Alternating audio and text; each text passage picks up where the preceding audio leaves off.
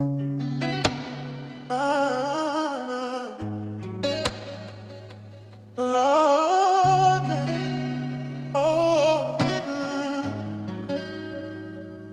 brought us to this country as a labor force. We built a foundation and they hate us for it. They hate us for it. We built a foundation and they ain't pay us for it. They ain't pay us for it, but they gon' pay for it. Already prayed for it. Non-believers didn't pray for us. Non-believers didn't pray for us. We're black and we built a foundation. Stone by stone, generation to generation. Vultures said we had no culture. Them vultures got a Jay-Z poster. Them vultures got a lacy culture. Vultures eat what they didn't kill. Vultures sleep what they didn't build. They brought us to this country as a labor force. We built a foundation and they hate us for it. We built a foundation and they ain't pay us for it. They ain't pay for it, but they gon' pay for it. Already paid for it. Nobody prayed for it. Nobody didn't pray for us. Nobody didn't pray for us. We're black and we built a foundation. Stone by stone, generation to generation. Vultures said we had no culture. And vultures got a Jay-Z poster. Them vultures got a lacy poster.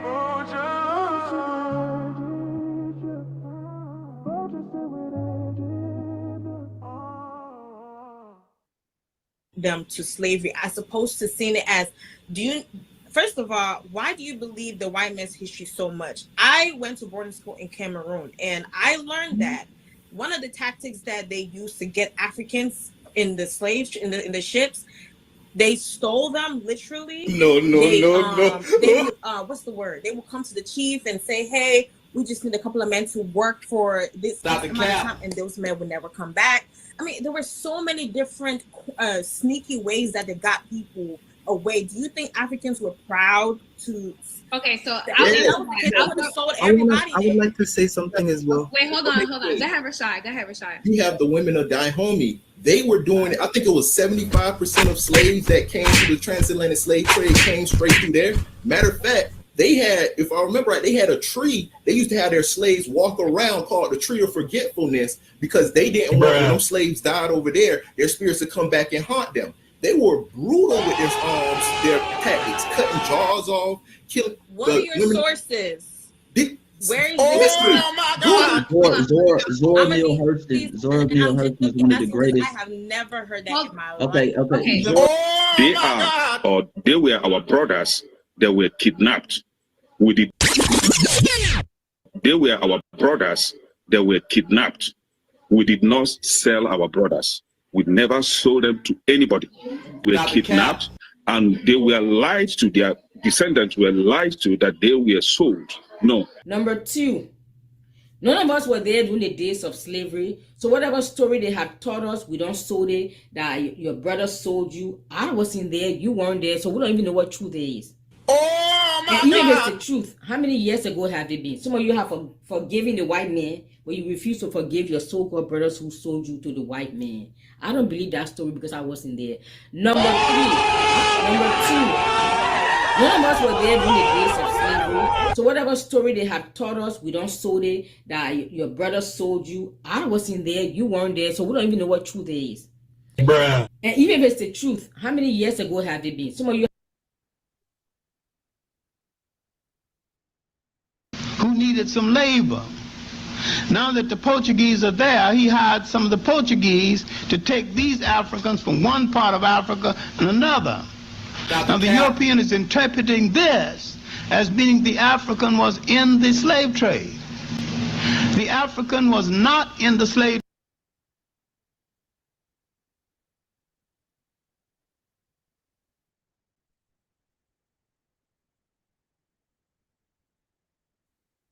some of the things that they espouse, even the stuff that they say. the African was not in the slave trade, and you No.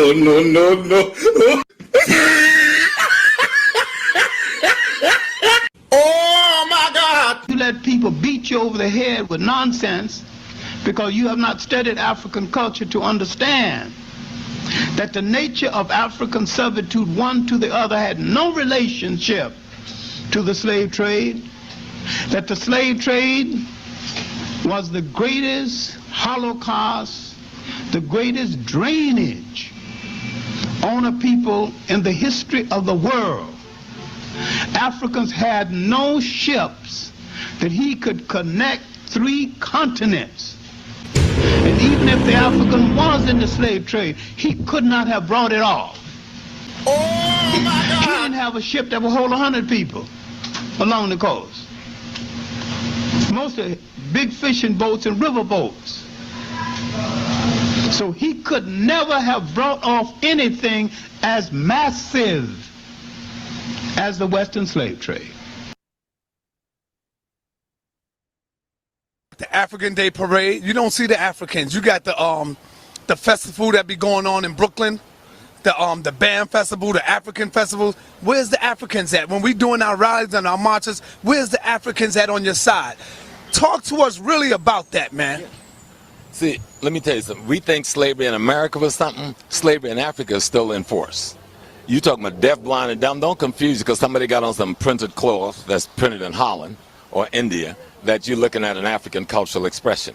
That's not an African cultural expression. That cloth was printed in a European country and then sold to Africans. And they've accepted that as their cloth. You understand what I'm saying? Just that piece. Now, they do speak the language, but they know less about their history than you and I do. So you've got a deaf, blind, dumb, backwards person speaking an African language, coming from the African country, came here to be a parasite, eat on and play down, because these people are so punked out and scared of the white man that they feel because they're scared of the white man, they got to be against us. All people, brother, or are we our own people now? No, we got to understand two things. We have a race, and then we have an ethnic place. Ethnically, we African Americans. Just like a guy from Africa, he can say he's African, but there's no country called African. He's either Nigerian, Ghanaian, Malian, or something. That's his ethnic nation. There's no country called African. He's either Nigerian, Ghanaian, Malian, or something. That's his ethnic nation. Racially, we are together, but economically, we may well be enemies. Tell me the story again about the man who goes with his wife to buy goods. There was this story which happened around the 17th, early 18th century in Accra, where there was a man from Akwemu who went to the castle at Osu, the Danish castle, and wanted to buy some goods. And he looked through the warehouse and told the Danish governor, "Oh, you have so many beautiful goods, but I don't have money to pay for them." And then something went through his mind. He decided that he would exchange his wife for the goods. So he agreed with the castle servants that he would bring his wife and exchange the wife for the goods. So in about an hour or two, he came back, went round with the wife, picking all the goods in the warehouse. And you know how women are so excited about shopping and buying. This woman picked all kinds of goods. Then as soon as they finished, there was a pre-arranged scuffle between the Akwemu man and the servants. And the woman was chained and exchanged for the goods. So this kind of deception, if a man could do that to his wife, then it meant that during the period of Atlantic enslavement, you could not trust anybody. You could not trust your husband because you didn't know what would happen. So this was a period of real mistrust, suspicion, and fear. Cut for a second. Rolling. Mark. 75, take 4.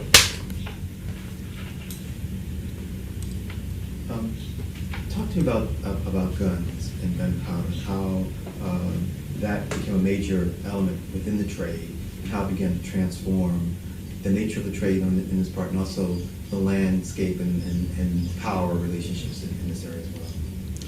Guns and gunpowder played a very important role in Atlantic enslavement, especially from 1650 onwards. And this is where you find the impact, because if you look at what was happening during the Atlantic trade, 15th, 16th century, you wouldn't find so many people being enslaved.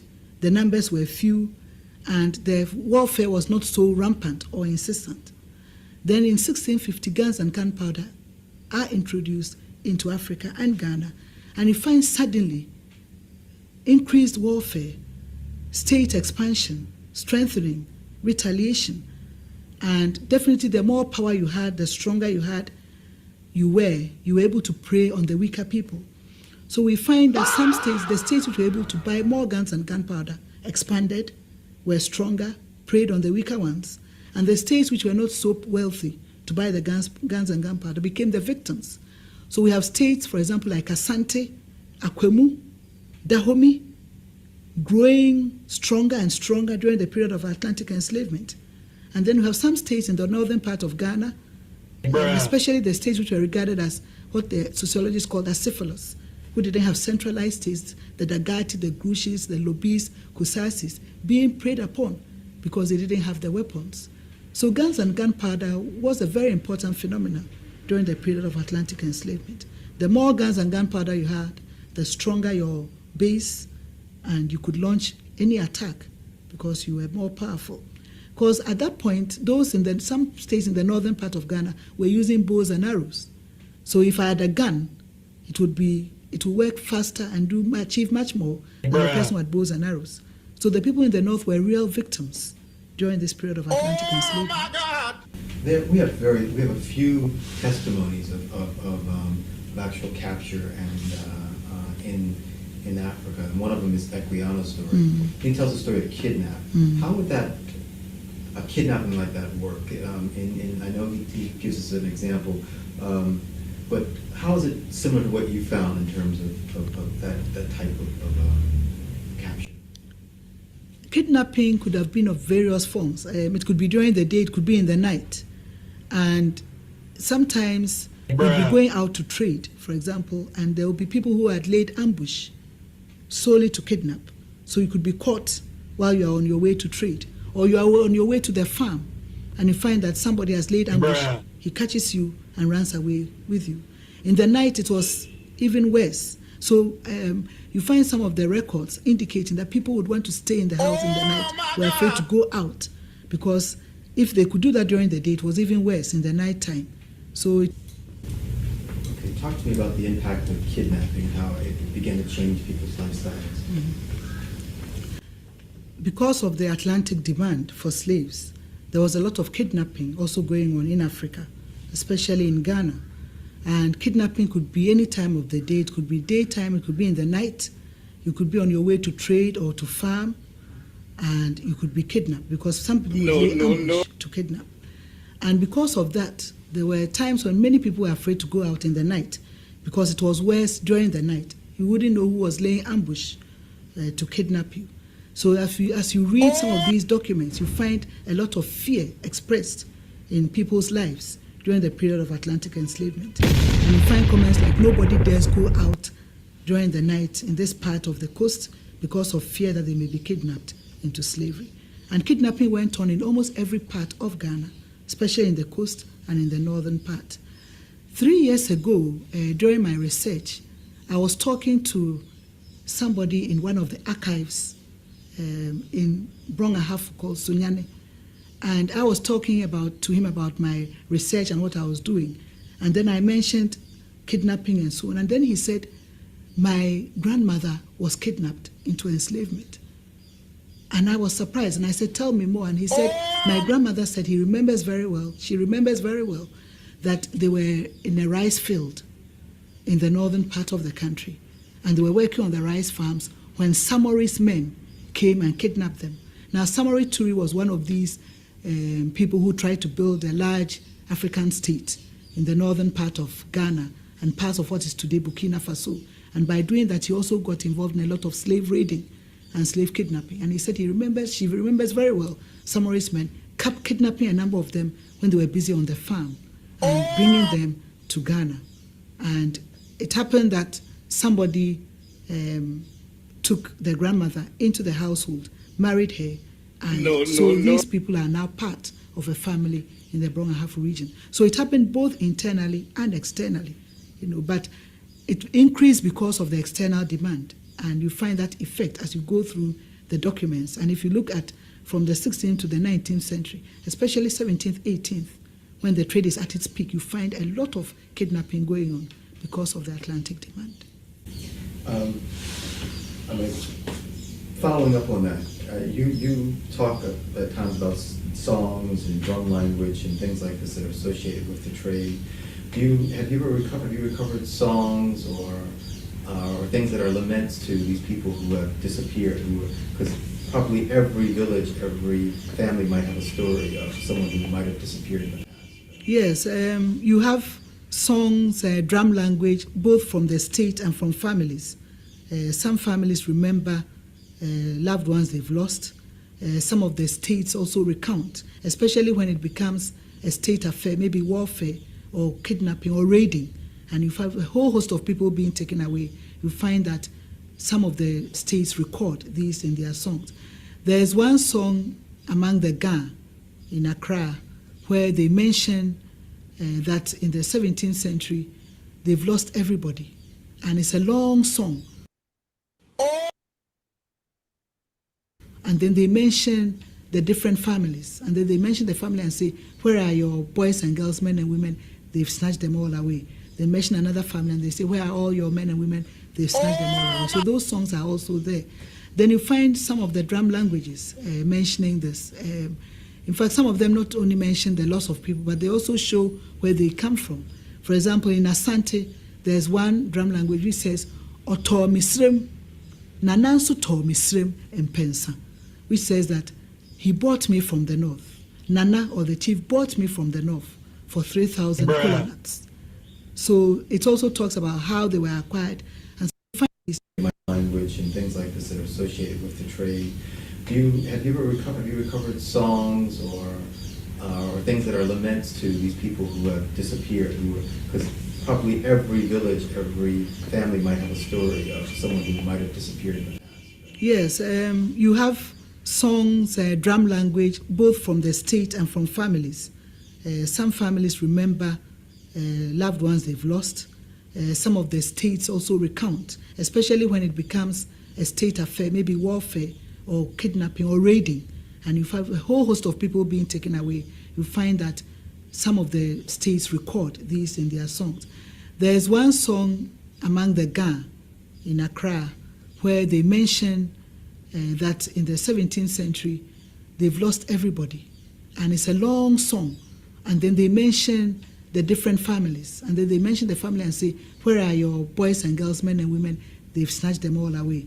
They mention another family and they say, where are all your men and women? They've snatched them all away. So those songs are also there. Then you find some of the drum languages mentioning this. In fact, some of them not only mention the loss of people, but they also show where they come from. For example, in Asante, there's one drum language which says, Oto Misrem, Nanansu To Misrem Mpensa, which says that he bought me from the north. Nana, or the chief, bought me from the north for 3,000 kolanats. So it also talks about how they were acquired and sometimes how they were treated. And then we have a lot of proverbs and sayings about how slaves were treated internally. And you get this from proverbs, you get this from songs, you get this from drum language and so on, about the treatment of slaves in the internal system. 76, take 3. Let's pick up with the difference between the internal and external trade. Give me examples of similarities as well as the differences. The main similarity between the internal and external enslavement was in terms of how slaves were acquired. The acquisition was the same: warfare, market, race, kidnapping, and so on. But in terms of treatment, this is where the difference lies. But in terms of treatment, there's a big difference between the internal and external enslavement. In the internal enslavement, there were rules, traditional rules about how slaves should be treated. And every ethnic group had the rules. And I've tried to sort out a few of these, and I can mention a few of these things to you.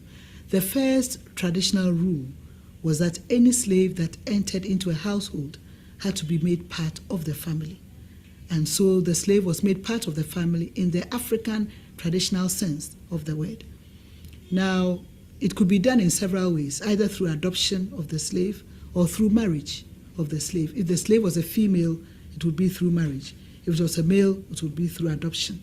And there were some people who, especially women who could not have children, who would go to some of these slave markets to buy children and adopt and make them part of the family. So that was one, making the slave part of the family. And then the second was that every slave was entitled to food, clothing, and shelter. So you had to treat your slave as you would your child or you would your brother or sister who was staying with you. The third rule was that every person who had a slave, the owner had to be approachable or accessible. And there were proverbs connected with this. And then sometimes they would say that you should also be able to train and discipline your slave as you would your own child.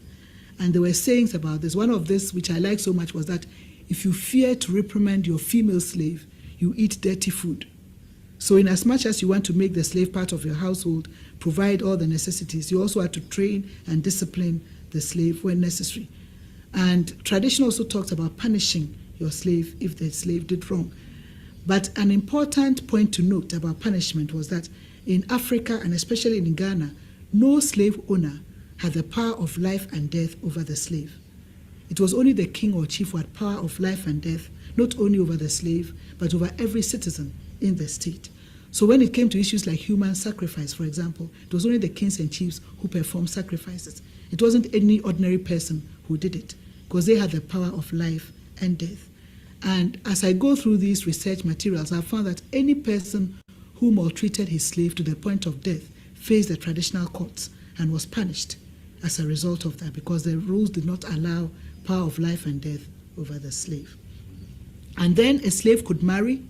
He could marry his owner or could marry the owner's relations, and there were rules about how the ceremony should be performed, how it was recognized legally, and so on. And then a slave could also acquire, inherit, and own property. And then a slave could also be a king or chief when the suitable heirs were not ripe to inherit as too. So these were some of the things which made internal enslavement very different from external enslavement. And there is still a debate going on among historians and anthropologists who study African indigenous system of slavery as to whether the word slave is even suitable for the African system. And you find people are suggesting now that if you are studying a particular African area, look at the word which is used, the indigenous word for slave, because it will bring up all the idea of treatment, how you want the slave to live with you, how you regard the slave, more better than talking about an English word which says slaves, which brings all kinds of ideas and connotations. So for the African who was captured and enslaved and then sold at the castles for a journey across the sea, what are their expectations that they will have? What they will exist in a world that they know, an enslavement that they know? Yes, I think those slaves who were sent to the castles to be shipped across the Atlantic would have a faint idea of what will be happening across the sea. From what we know in our internal system, they'll think that they're going to be treated the same way. They're going to be made part of the family. They could inherit and acquire property. They could marry and so on. And I'm sure many of them got a shock when they went out. And the journey began, if you look at what happened in the castles, which was purely an European administration, you find that that is where perhaps some of the slaves will get their first cultural shock, because they realize that right in the castle is a different administration from what happens outside the castle in the African internal state system. And I've realized also that if many of those who went out, that is across the Atlantic, were able to come back to tell their story, perhaps the reaction of the chiefs and people to enslavement would have been different, because hardly anybody came back to tell the story. Some who came back came during the period of abolition, when there was a lot of hue and cry already about stopping the slave trade. So those who came back to tell the story came at a time when a lot of harm had already been done. But when the harm was being done, if the kings and chiefs knew that the treatment was different, perhaps the attitude would have also been very different. I read a portion, an interview between one of the Asante chiefs and somebody who went to Asante in 1817. And the Asante chief was called Osei Bonsu. And he was asking why the Atlantic enslavement had been abolished. It had been abolished by Britain in 1807, and this was 1817, and he was beginning to feel the impact because Asante was still engaged in a lot of warfare. So the problem was, what do I do? I want to pick that up. Mark. 77, take 1. Okay, let's pick up with, we were talking about people not coming back to tell, and you were about to tell me a story, an Ashanti story. Yes. Okay. In 1817, there was this British traveler to Asante, and he spoke to the Asante Hine at that time called Osei Bonsu. And Osei Bonsu was asking why the British had abolished the Atlantic enslavement. Britain had passed a law in 1807, and this was 1817, and Asante was beginning to feel the effects of the Atlantic enslavement abolition, because Asante was still engaged in a lot of warfare, so there were still a lot of prisoners of war. And this is where you see the relationship and the effect of Atlantic enslavement, because it would have been an easy access. There would be access on the coast for all these slaves to be shipped. Now Asante was torn with what to do with all these prisoners of war. And then this envoy tried to explain to the Asante Hine that we stopped because he looked at the humanitarian reasons. It was bad, it caused warfare, it did this, it did that. And the Asante chief was very surprised. He said, "Oh, did you know this all along when we were involved in this trade all these years? But we didn't think it was bad." And then he brings out what our internal system and understanding is about enslavement. So it meant that when the two people were involved in the trade, both of them had a different idea of what was happening. So for the African, he knew the internal indigenous system, and he thought it was the same system which was being followed elsewhere. So that was the first time in 1817, when the trade had been abolished 10 years ago, that the Asante Hine was even made aware of the differences between the two systems. You were saying just earlier that probably at the fort, it's the first time the African began to realize this was something different. Try to give me some specifics in terms of the kinds of things that would kind of stand out. Suppose a whole family's been captured, kidnapped, brought down from the north, traveled all the way together down to the castle. What would they encounter in the castle that would suddenly let them know that this is not going to be the same situation? They're not going to be taken into a family and become a part of a clan, but things would be severely different. Well, if whole families are taken, for example, from the north to the coast, one of the things which will strike them is that they'll be separated. And the separation would at once tell them that something is happening, because most people who would have families would want to keep them. Because in the African sense, the more families you had, the larger the family, the better. And in terms of labor, in terms of wealth, in terms of prestige. So you wouldn't separate families, you would keep them because they were an important asset. Now you get to the fort and castle, and the first thing which is done is separation. You are not regarded as one family anymore. You are separated. Father, mother, children are all separated. And that will be the first thing. The second thing, perhaps, which will surprise some of them, would be maybe the way they are treated in terms of harshness or in terms of even food that they are given. I'm sorry, yes, I had to cut. Seven's rolling. 77, take 2. Talk to me about a family coming down from the north. What would they encounter at the castle? Why would they know once they arrive at the castle things were going to be different?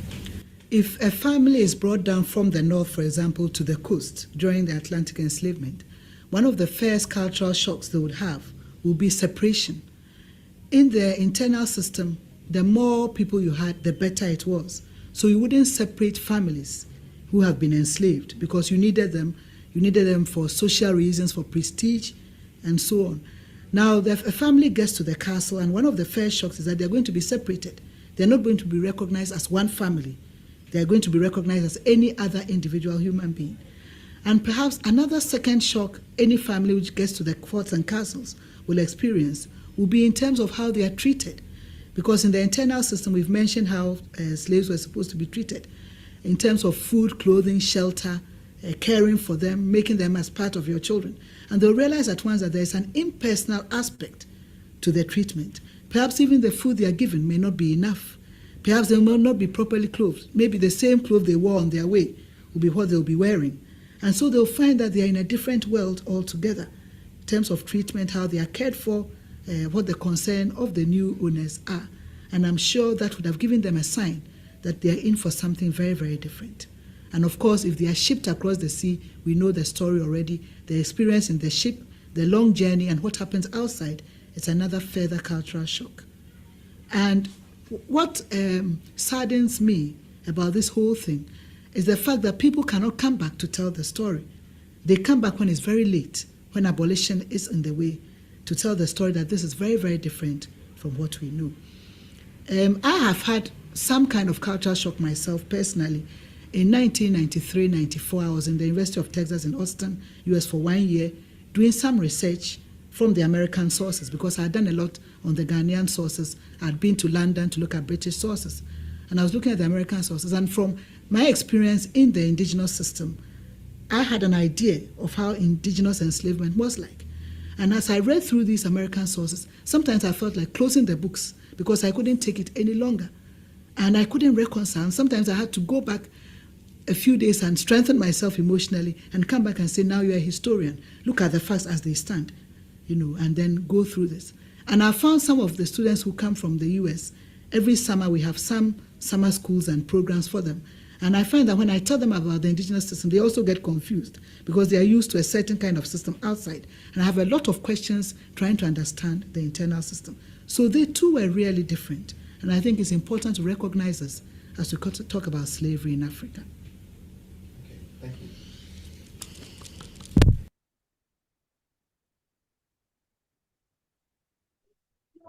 Well, there you go.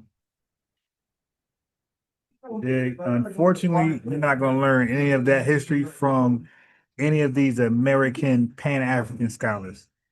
It took a woman from a slave, selling, kidnapping state, Ghana, to,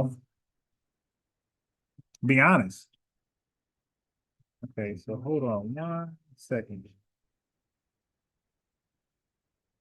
Damn shame. Okay, so let's go here.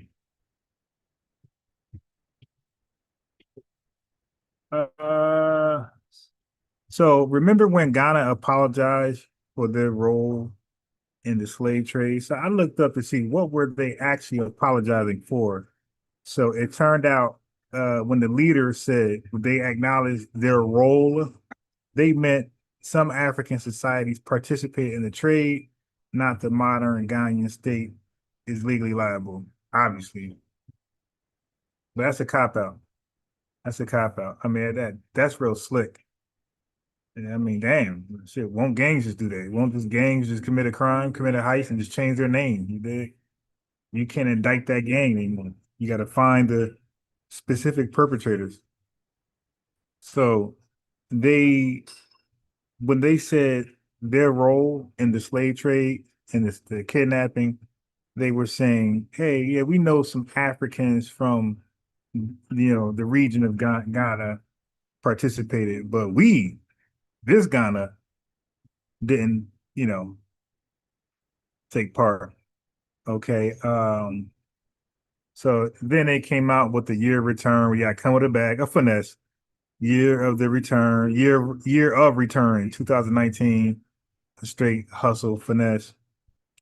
We got to come with a bag. You better let them know how much in your bank. What's in that bank account? Cause you ain't making a certain amount of money. You ain't no year of return for you. Okay.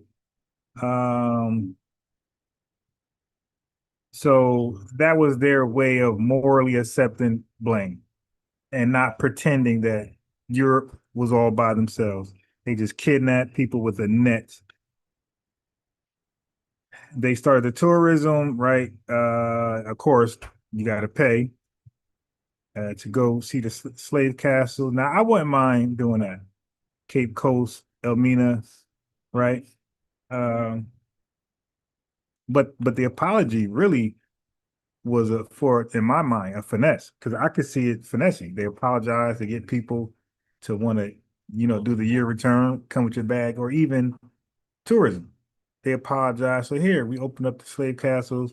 Why don't you come look inside and see what happened to the folks that we kidnapped and sold? All right. So now the problem I have is this. If they're saying, hey, on behalf of this coast, right, this region, some Africans back in the day, long time ago, participated in the slave raids and slave trades. But this modern Ghanaian state is not legally liable.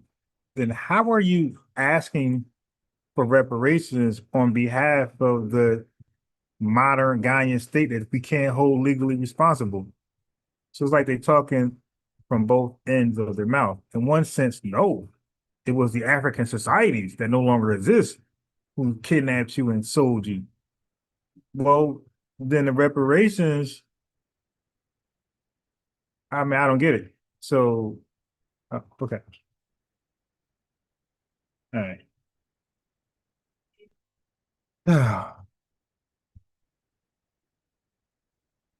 So they're arguing this reparation claim that the transatlantic system driven by European powers caused massive long-term harm to Africa.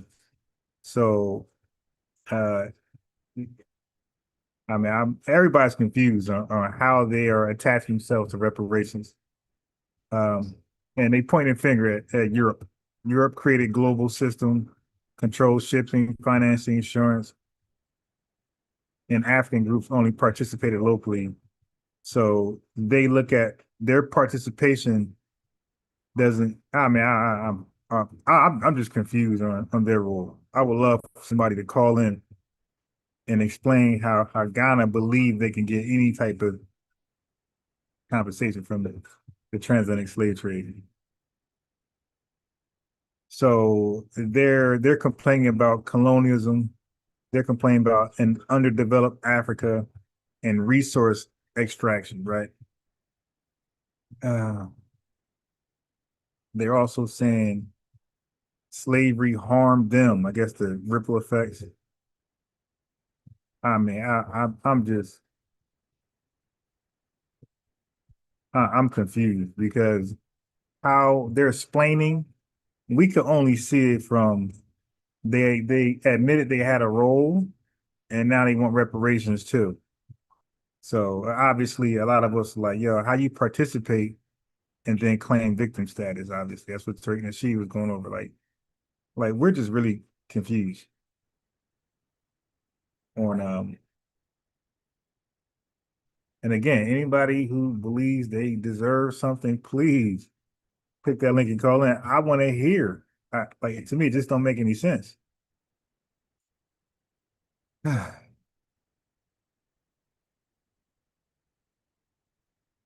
Some Africans participated, and then afterwards, the European system dominated and expanded Europe.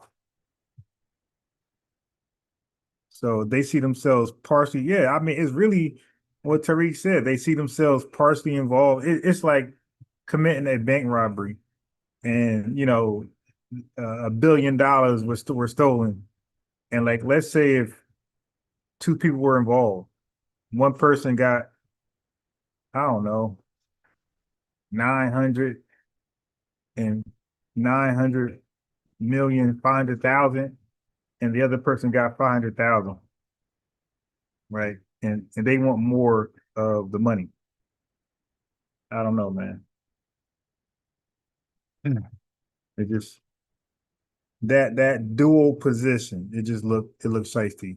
It looked poo shiesty. No pun. I mean, from where I'm standing at, you just can't acknowledge participation and then present yourself as purely a victim. Okay, because that weakens the moral clarity of reparation claims, right?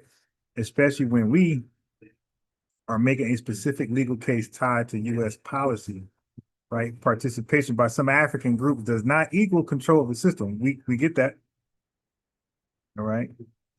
We get that, but you had a role, man. You had a role, and we're the victims. We're the only pure victims with no involvement. So we ain't trying to hit none of that.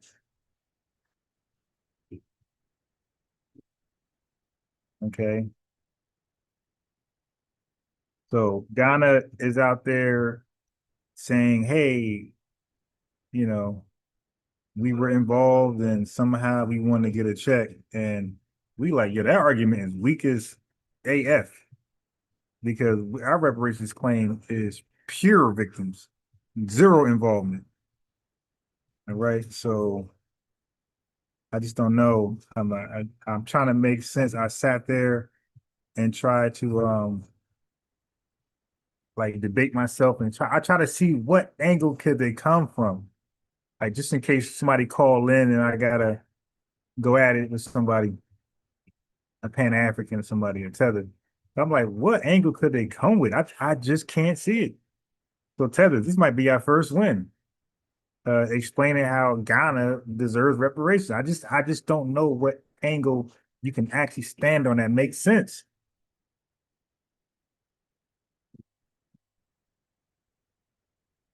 Year of the bag. Right. Yeah. I just don't see what angle they can come with that actually makes sense.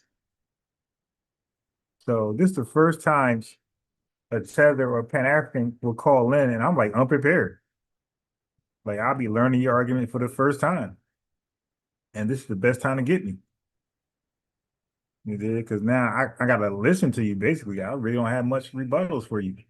I gotta listen unless you just lying. But your logic and hypothesis, I gotta look at it. So and you guys still free to call in. I'm telling you, I'm unprepared for whatever your argument is. I just don't know. I just can't fathom what it could be.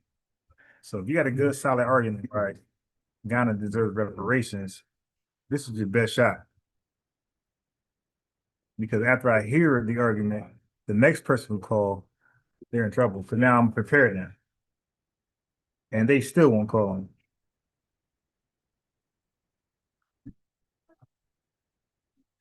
They still won't call in. I'm telling them, like, this is your best chance to get me. I have no idea what your argument can be. And they like, I ain't calling. I don't trust you. I'm dead ass. All right. Oh, I didn't. Damn it. Yeah.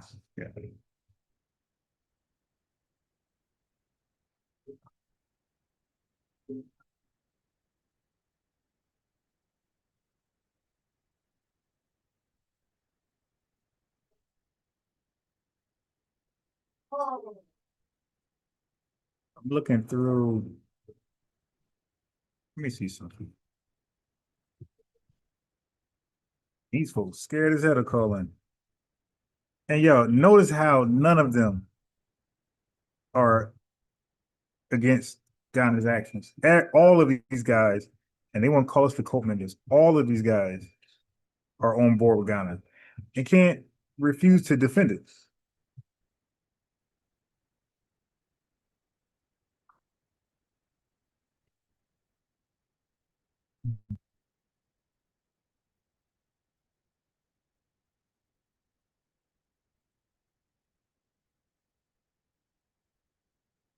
All right, let me try to do this right here. Hold on.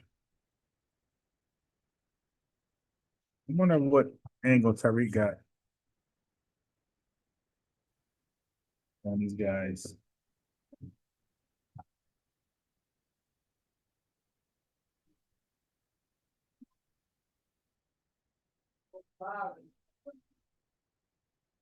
Like I asked AI and everything. I'm like, AI, what case could they have? AI like no results found. AI said no search results found. I'm like, damn. AI don't even have like a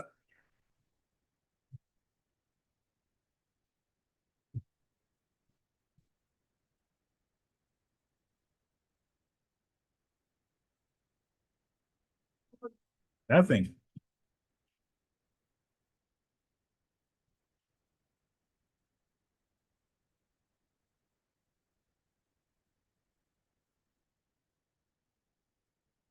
Yeah, I'm looking at a year ago, Tariq Nasheed.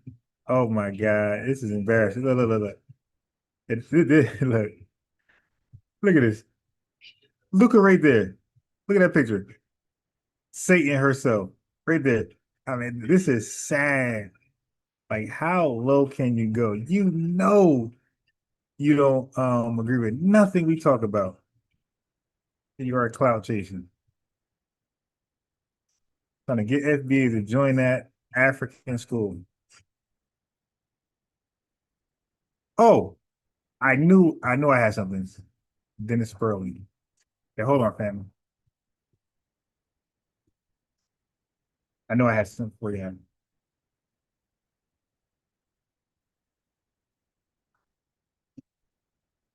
I played something last time and I don't know what the hell I was playing, but it wasn't it. But I wanted to let me see. Let me make sure I play the right thing. Hold on.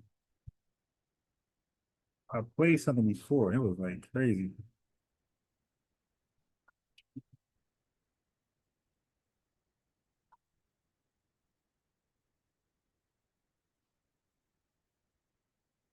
I think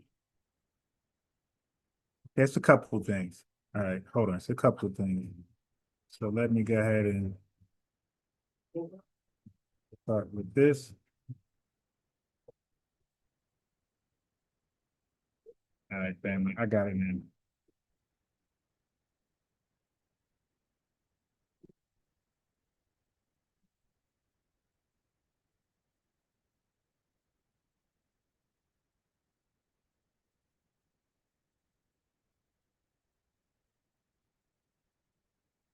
I'm gonna get his take on reparations from Africa. As an attorney, I want to get his angle. All right. All right.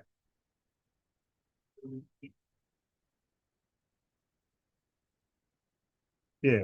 What was up with these folks just denying slavery? Like, what was their role in slavery? Them to slavery as opposed to seeing it as, first of all, why do you believe the white man's history so much? I went to boarding school in Cameroon and I don't even know what truth is. Oh my and even God. if it's the truth, how many years ago have it been? Some of you have forgiven the white man, but you refuse to forgive your so-called brothers who sold you to the white man. I don't believe that story because I wasn't there. Now you see now, you done fucked up, you know that, don't you? I'm saying that you done fucked up now, you know that, don't you? You know you done fucked up, don't you? You know it, don't you? No, you done fucked up. Hey, yo, listen, all those Africans I got saying Africa has zero role in slavery, in our slavery. None of these Pan-Africans are offended by those statements. But they quick to correct us when we are being truthful. Nothing we're saying is offensive. It might hurt some feelings, but these folks are being totally disrespected. They are touching on a sensitive topic, something as the transatlantic slave trade that results in our enslavement over here. I mean, goddamn, we went from one slave system to a whole different one. You did. And there's some other ones. We're gonna talk about slavery after slavery, and then another one, mass incarceration, and like we just went through slavery and slavery and slavery. We just ain't never the snowball effect. The ball never stopped bouncing. Like we just kept going through slavery. Yeah, hell yeah. And then you got a nerve to say you had no involvement. Like that is the ultimate disrespect. You know, I mean that's the ultimate gaslighting statement. All right, so I'm gonna play Dennis Sperling video, a couple videos, three, but they all small. They like 10 minutes, 8 minutes on his case for us.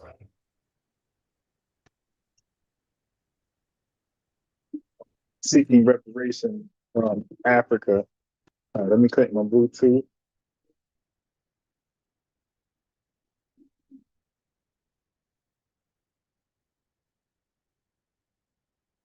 Okay, all right, here we are.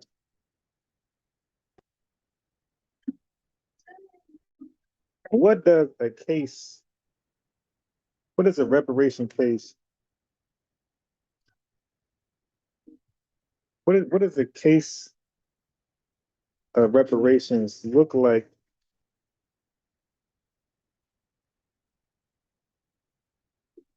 against Africa?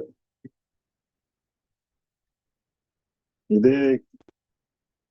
That's what we're gonna look at right now. What does our brother Dennis Sperling got up his sleeve? What type of strategy does he have?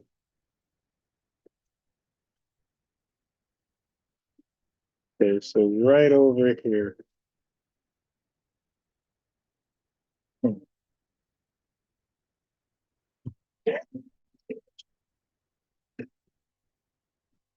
right, family, right here. Without further ado,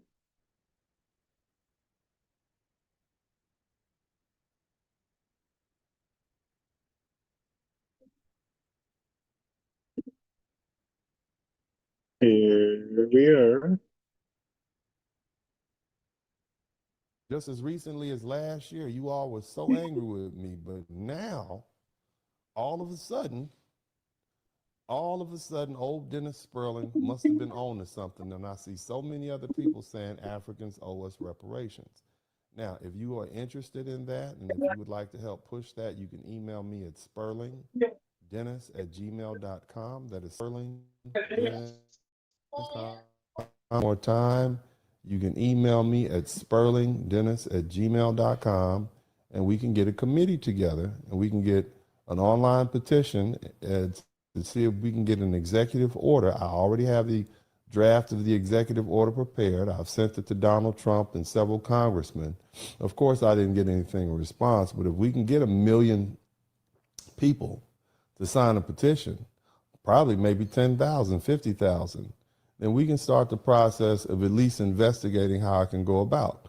So I say that now because, see, look, they're trying to get our reparations. They literally want the U.S. government to pay them reparations for us.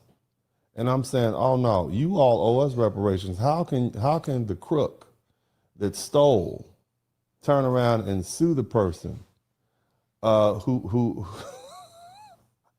I mean, you got two crooks. Now you got two crooks. One sold us to another crook. Hey, yeah, hey, fam, you see, he couldn't even frame it right because we're all confused.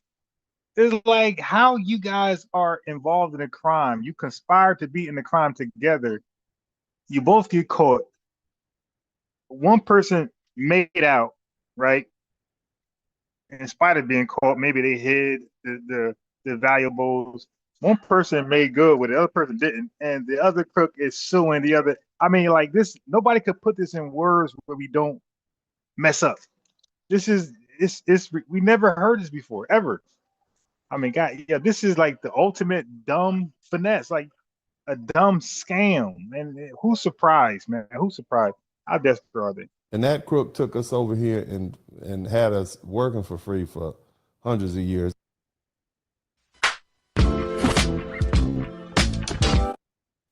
Issue. But it's stalled for decades because it's asked the wrong defendant and relies on time periods when slavery was illegal. Their response is, well, you didn't do the labor. Everybody who did the labor is gone.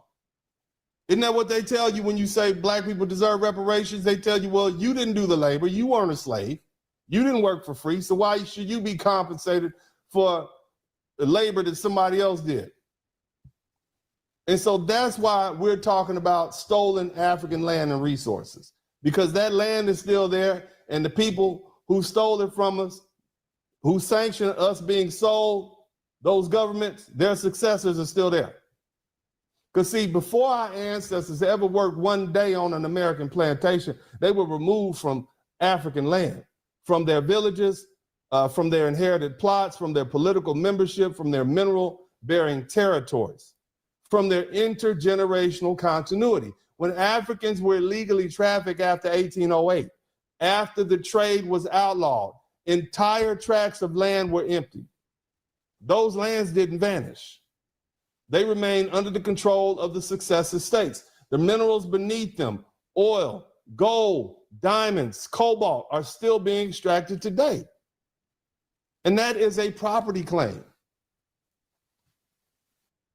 Hey, family, what happened when the tether said, when we were asking for demanding, not asking, we don't ask, when we were demanding reparations all this time, the tethers was telling us, oh, you guys are begging the white man for money. Why don't you go build something? Why don't you go do this? It was begging, begging, begging. Now Ghana's, hey, what's up with reparations? Now it's no longer framed as begging. Yo, can't stand these people, man. That's restitution law. That is legally cognizable harm, and it belongs in court. Now look here.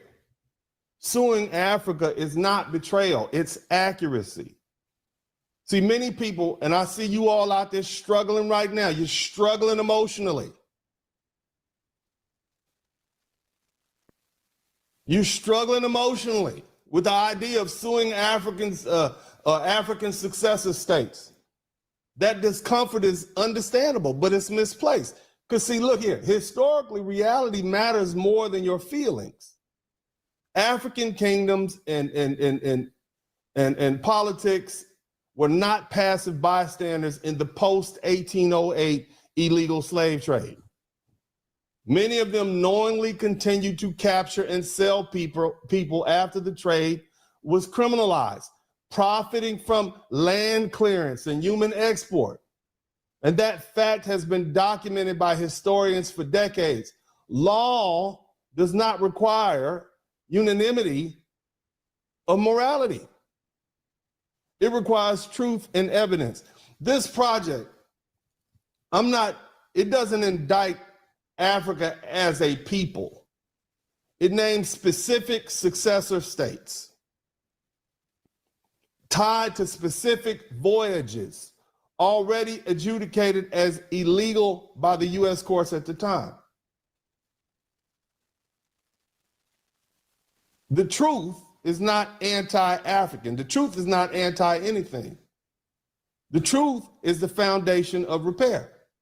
Now, we need somewhere to go. I'm talking to my foundational Black American brothers and sisters, whether you still call yourself African American, Black American. Some of you all might be still colored on your birth certificates, depending on when you were born. Some of us, you remember the term American Negro. Some of us can go way back and remember colored and freedmen. But what you need to understand is that there are 45 million Black people in the United States today. Approximately 25% already have somewhere to go because they're first and second generation African immigrants or they're Caribbean immigrants, and they still have existing national homes and families.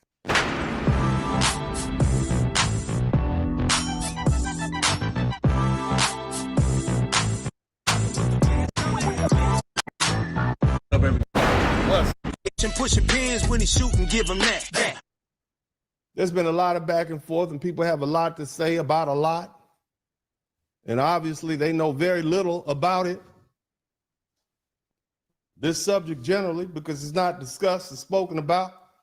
But I want to let you all hear what the people are saying. Now, I have one rule here. You don't owe me a dime. What do I mean by that? Unless you learn something, there's no need for me to earn something because I need to do my job better. But if you learn something today, I should earn something. If you learn something, I should earn something. That being the case, I want everybody in the chat room to hit the like button. Go ahead and hit the like button now. Subscribe if you have not subscribed.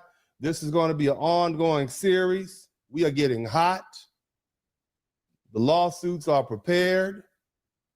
I will be flying to different locations around the country to meet with the descendants of the different African people who were captured and brought to this country illegally. I will be going to Alabama, South Carolina, Georgia. I'm not asking you all for anything but except to listen, so you can be educated on this subject, so you don't sound like an ignorant fool when the question comes up and we discuss reparations. Shout out to Generation Malcolm X. Thank you so much. If you learn something, I should earn something. I need everybody in the chat room to subscribe to the channel right now. Go ahead and subscribe to the channel right now. Oh, I like that motto. You learn something. I should be a millionaire by now. Yeah, I should be a millionaire because you know, I definitely brought across a lot of different things people wasn't aware of. Hit the like button and subscribe to the channel right now. Hit the like button and subscribe to the channel right now. We have 97,000 people watching according to even my 1,000 people watching according to YouTube page here. According to even my 1,000 people watching according to you all YouTube page here. According to even my 1,000 people watching. That's him echoing. That's not me. All right. According to even my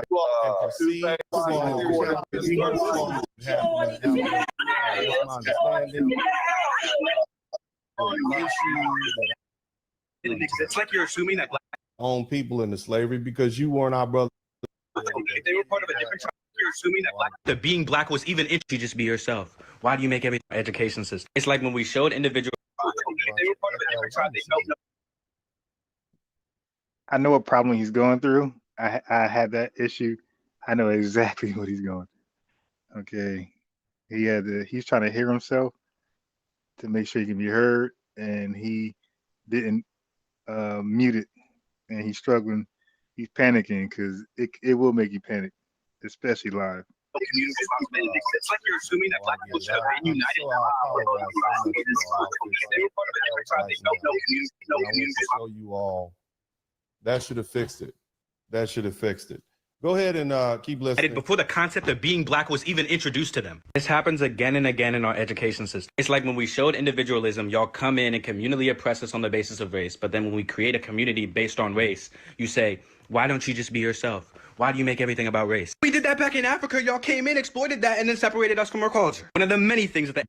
So, you know, here's the thing. I find it interesting that a lot of black people from Africa or a lot of Africans will say, well, you know, we didn't sell our own people into slavery because you weren't our brothers and sisters. Slaves were treated more like me. Keep listening. Yeah, but then they'll switch that up and say we are brothers and sisters when they want us to be African again. So when we try to hold them accountable for selling us, they'll say we're not part of that tribe. They don't know us, right? So then when we say, all right, cool, you know, hold your own nuts, and we're Foundation Black Americans, we're delineating, oh no, remember your family back in Africa? I mean, yeah, you cannot make this. Yeah, I'm going to sit down and just make a whole video of the double talk, them taking both positions. Reparations is begging. Now Ghana is asking for it.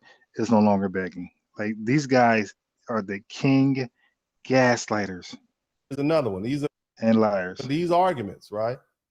So I'm going to say this now. Pick a side. See, when the lawsuits start, don't say, oh, we are brothers and sisters. How can you sue me?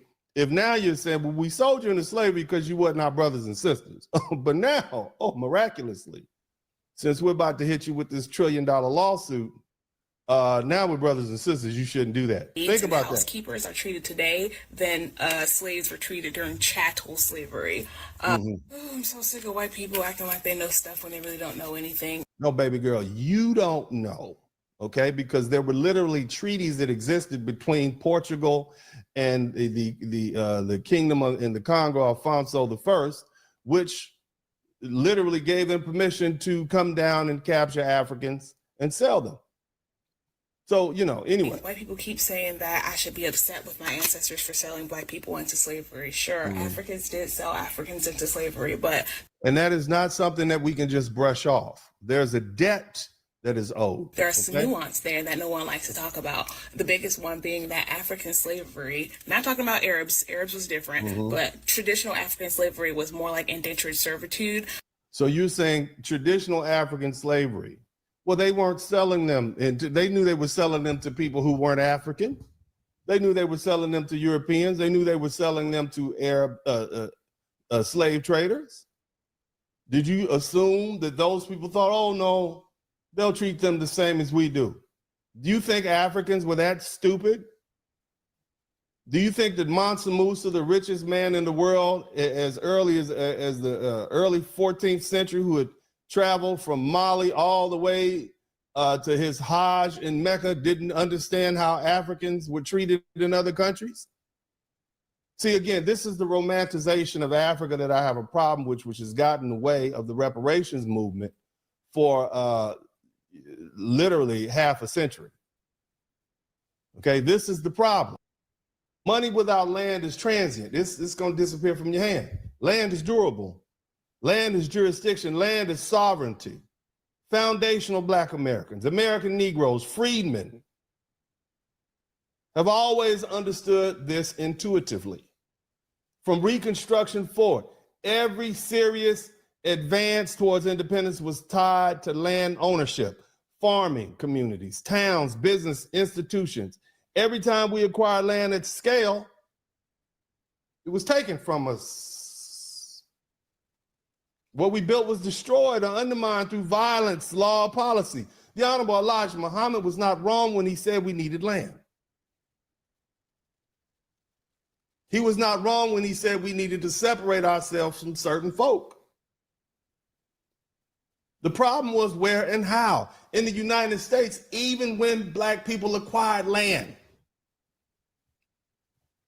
nothing stopped those white mobs. Not the banks. Family, I'm going to pause this right now. I have to find out for myself the facts on Mansa Musa. I keep hearing about this guy. I keep saying I'm going to research him. I mean, it just sounds crazy. Let me do that right now while we're all here together. I got to look up Mansa Musa and see if this guy, what's true and what's false. I mean, this just sounds like a Santa, like the dude was Santa Claus, the first Santa Claus. The dude had just giving gold away. I don't know, man. I got to find out right now.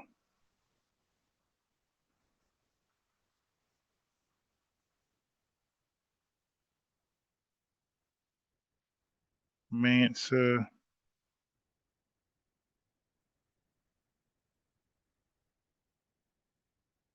Musa.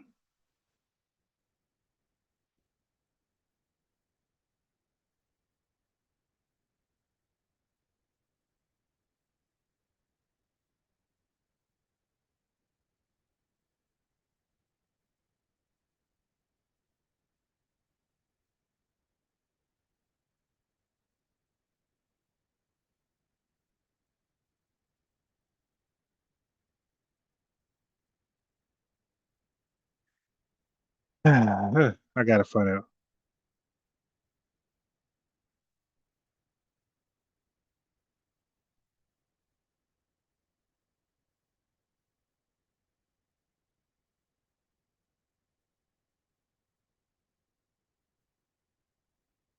And Dennis Sperling was cooking, but last time I didn't.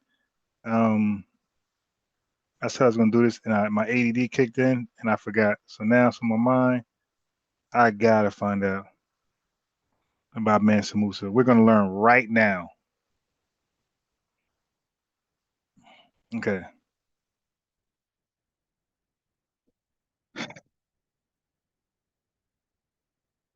Okay. So it says Mansa Musa was real and extremely wealthy, and he did distribute large amounts of gold on his pilgrimage. But the popular story you hear online is part fact, part exaggeration, and part legend. Okay, legend. I gotta know. Okay, so he was a real ruler, 1312, 1337. He ruled for 25 years. Emperor, he was the emperor of the Mali Empire. Mali controlled major gold fields in West Africa. Key trans oh damn. They controlled key trans-Saharan trade routes. At the time, Mali was likely the largest gold supplier in the world. His 1324 pilgrimage to Mecca, Hajj, is confirmed. Multiple independent sources documented this. Arab historian al-Umari, Egyptian chroniclers, later writers like Ibn Battuta, indirectly. I don't know, man. All of his everybody who could vouch for him are all coincidentally Muslim. These are primary or near primary sources, not myths. He traveled with a massive entourage. Accounts describe thousands of attendants, often cited 60,000, but that number may be inflated. He had 100 plus camels carrying gold, often cited 100 camels, each with 300 pounds. The exact numbers may be exaggerated, but the scale was unquestionably huge. Unquestionably huge. He distributed large amounts of gold. This is the most famous part and is real. In places like Cairo, he gave gifts to officials, donated to the poor, spent heavily. It was flexing. This is well documented across multiple sources. Gold inflation in Cairo. This part is also historically supported. Gold became so abundant that its value dropped. Prices were affected. Some accounts say the economic impact lasted years. However, it says, however, the severity is debated. More on that below. What is likely exaggerated? He crashed entire economies. He likely disrupted the gold market in Cairo, but not the entire global economy, not permanently. Medieval economies were less interconnected than today, more localized. Better framing, he caused a noticeable but temporary inflation in gold value in Cairo. The exact numbers: gold, people, camels. Numbers like 60,000 people is likely exaggerated. 100 camels, 300 pounds each, likely exaggerated. Those come from chronicles who often relied on secondhand reports, sometimes exaggerated for prestige or storytelling. Even if inflated, they still signal extraordinary wealth and scale. He was the richest man in history. He was extremely wealthy, no doubt, but comparing across eras is difficult because different currencies, different economic systems. So this claim is more modern hype than precise history.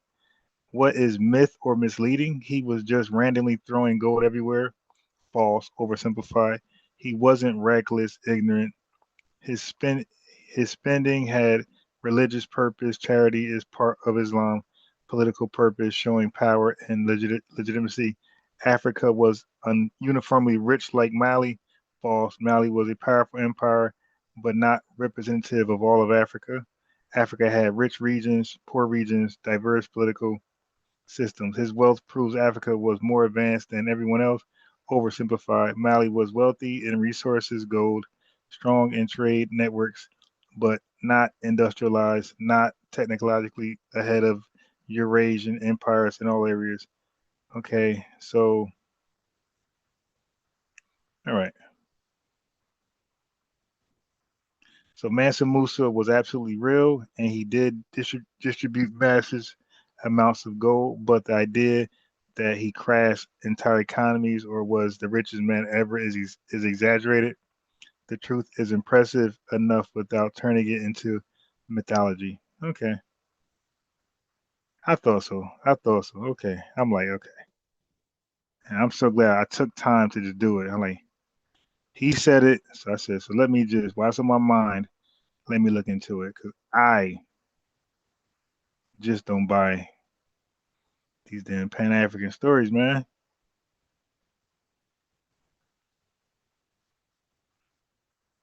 They'll be lying for no damn reason. All right. right, 1 second. Which video is this? Okay, got it. Oh boy, yeah. I had to know for myself, man.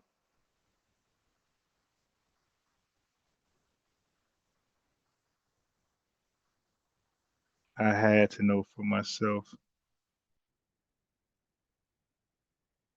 What is fact? What is fiction?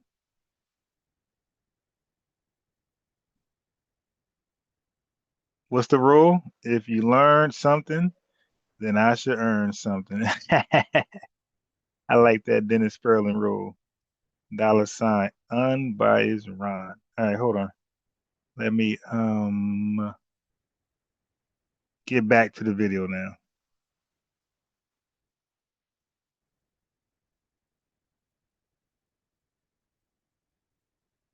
Yeah, I just wasn't buying that. All right, so it was the dude was the man, but they put a lot of cap on him, as expected. We call them Africanologists, because they just put the lie on everything, man.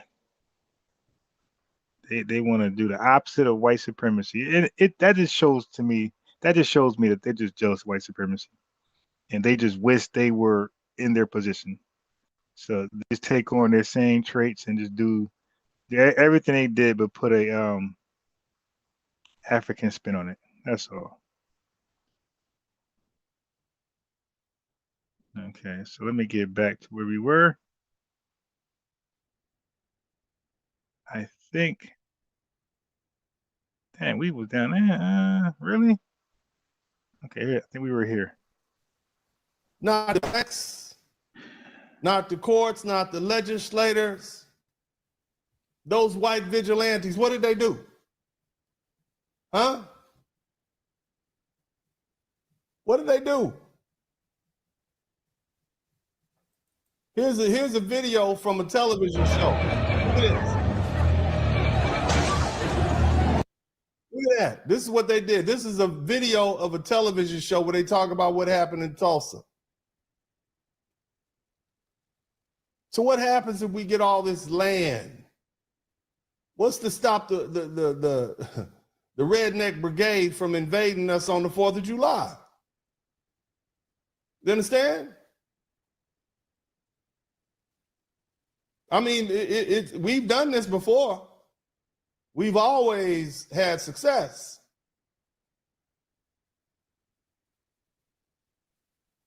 The bombings, the fire bombings. Yeah.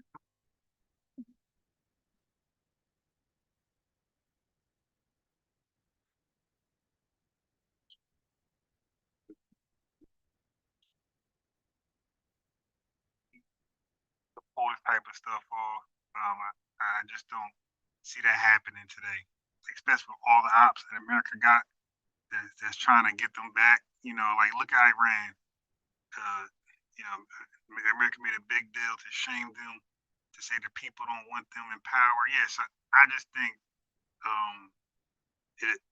that'll be a horrible move. I think the world governments will destroy America's credibility if they was. So yes, I personally am not worried about a repeat of Black Wall Street and those things. I personally will. If we had the opportunity, I'll be right there rebuilding a Black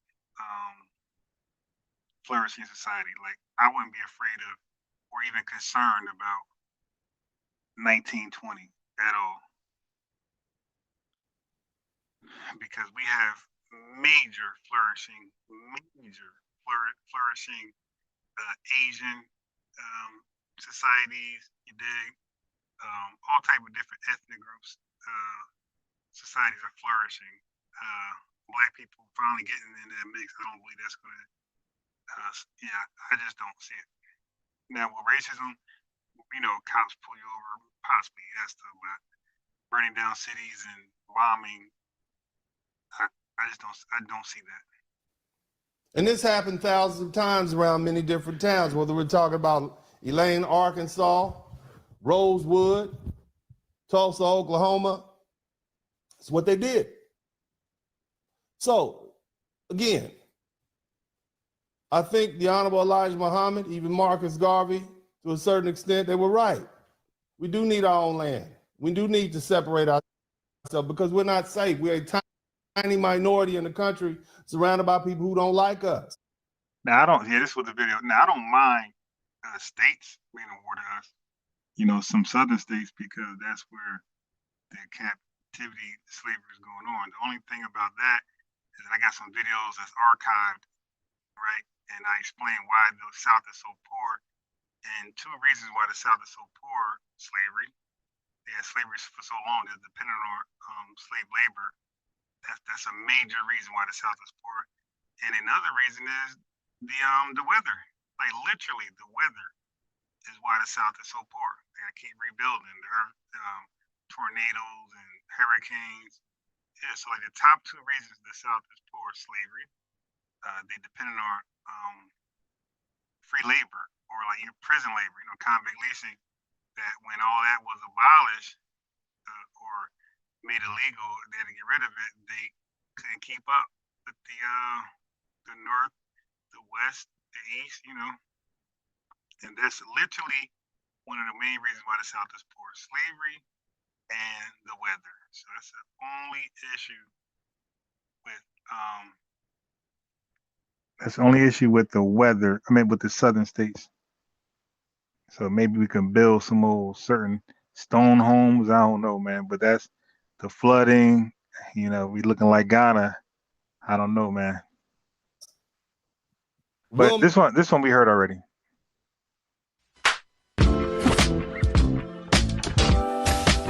Hey, let me run this. Look, bro. If you supremacist, brother, okay, and but.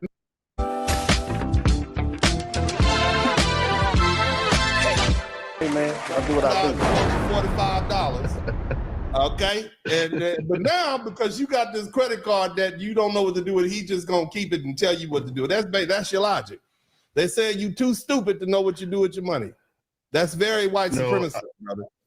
No, I think we need to circulate our money amongst ourselves and not let Jews and whites and other folk run products and services. If you are, let me run this. Look, bro. If you are stupid enough to give your money to other people, that's your own damn fault. I can't be mad at a fool for getting his head bumped. If you're a fool, bump your head. That's what happened. You can learn. But look, as a people, we're doing that collectively. No, as a people, we're doing great. Doing that. No, as a people, we're doing great. Now, there's some individuals with issues. But as a group of African people who literally had our land stolen from us in 2019 and our towns burned down a little over 100 years ago, we're doing great as a group of people. Come on back. You understand what I'm saying? I'm here. Yeah. This is what I'm talking about. Okay? I don't accept the fact that other people can come in and tell me what I can do with my money. If I'm owed it, I'm owed it. But let me go back to my greater point. No, you gotta stop because I got to get some other critics up in here. Let me go back to my point. Brother. The whole point of holding these folks responsible is for what? Leverage. This is a power play. You negotiate from a position of power. If I say, look, bro, locomotion, if I say, look, if you don't start letting my Black American brothers and sisters, my American Negroes, cut through all that red tape and get dual citizenship in all these countries, we're going to sue you for $1 trillion. We're going to get a judgment, and every shipment of oil that comes off the west coast of Africa, we're going to take it. We're going to embargo you every diamond that you send overseas. We're going to take it. All these African diplomats and people with bank accounts in Europe and America, we're going to seize all your money unless you cut through this red tape. And on top of that, when we get there, we want a stipend and we want our land to be untouched. We don't want you saying, oh, the chiefs got to vote about it. And when the chiefs vote about it one year, well, you didn't ask the right chief. After you build a nice building on it and an apartment, then the chiefs come back and take it. No, we don't want that. You see, leverage. Right. It's a complicated issue. It is not for non-lawyers to understand. I get what you all are getting caught up into the minutia. The big picture is we hold folk responsible unless they give us something. This will be good not just for foundational Black Americans, but also Caribbeans who also share that history of African slavery, and South Americans who share that history of the transatlantic slave trade, and Brazilians and all the other people who were dragged off their home continent and brought to the New World against their will. So why would you get in the way of me doing that for millions of African people? Why would you get in the way of me doing that? Mm-hmm. I'm not going to get in the way, Mr. Sperling. Well, good. God bless you, brother. Let's go ahead and get somebody else in here. Yep. We'll see. Go ahead. All right, brother. Take care. No, did we clear the air though? Did we clear the air? Yes, we cleared the air. We cleared the air, brother. Because I'm sure there's a lot of other people out there who had the same criticism. All right, praise Moses. All right, hallelujah. Hallelujah. Look. Woo-wee, I need some water. Look, man. Where the rest of y'all critics at? Come on back in here. We want the rest of the critics to come in here. I need all the critics to come up in here. Now, I'm gonna bring a very rude man in here. I don't want him. I gotta look. Many years I would let brothers come into the chat room and we would say all kinds of stuff. This gentleman has been here for years, okay? He's been here for a long time. He's not a critic. He criticizes a lot of people a lot of time, but I don't want him in here, and I know he's left. I don't want him in here saying anything disparaging about any groups of individuals. We're not gonna have that here today, okay? He is a true light-skinned brother, and I can't control these people. They're not like me. I'm red.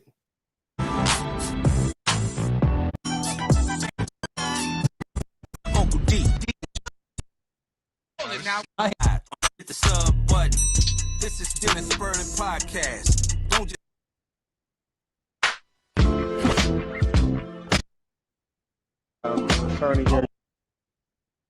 and all of that is real, but it's not the whole picture. And the reason it's not the whole picture is because before a Black man ever worked a field in Mississippi, before a Black woman ever cooked in a big house in Alabama, someone sold them. They sold them deliberately. They sold them knowingly. They sold them after it was already illegal. And that's the part that nobody talks about. We love Africa. We romanticize it. We draped it in flags. We put the symbols on, the cloth. The fantasy was all there. We tell ourselves a story where Africa is only a victim and never a participant. And that story feels good, but it doesn't get anybody free. When my life scroll is written, it will read that Dennis Sperling isn't here to tell you comforting stories. He's here to tell you the dangerous ones, the ones that actually cost something. What he did, he's not saying that Africa is evil. I'm just keeping it real with you.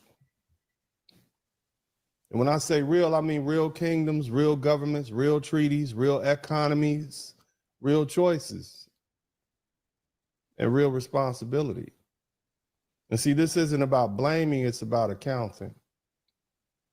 After 1808, slave trafficking wasn't a sign of the times. It wasn't business as usual. It was a crime.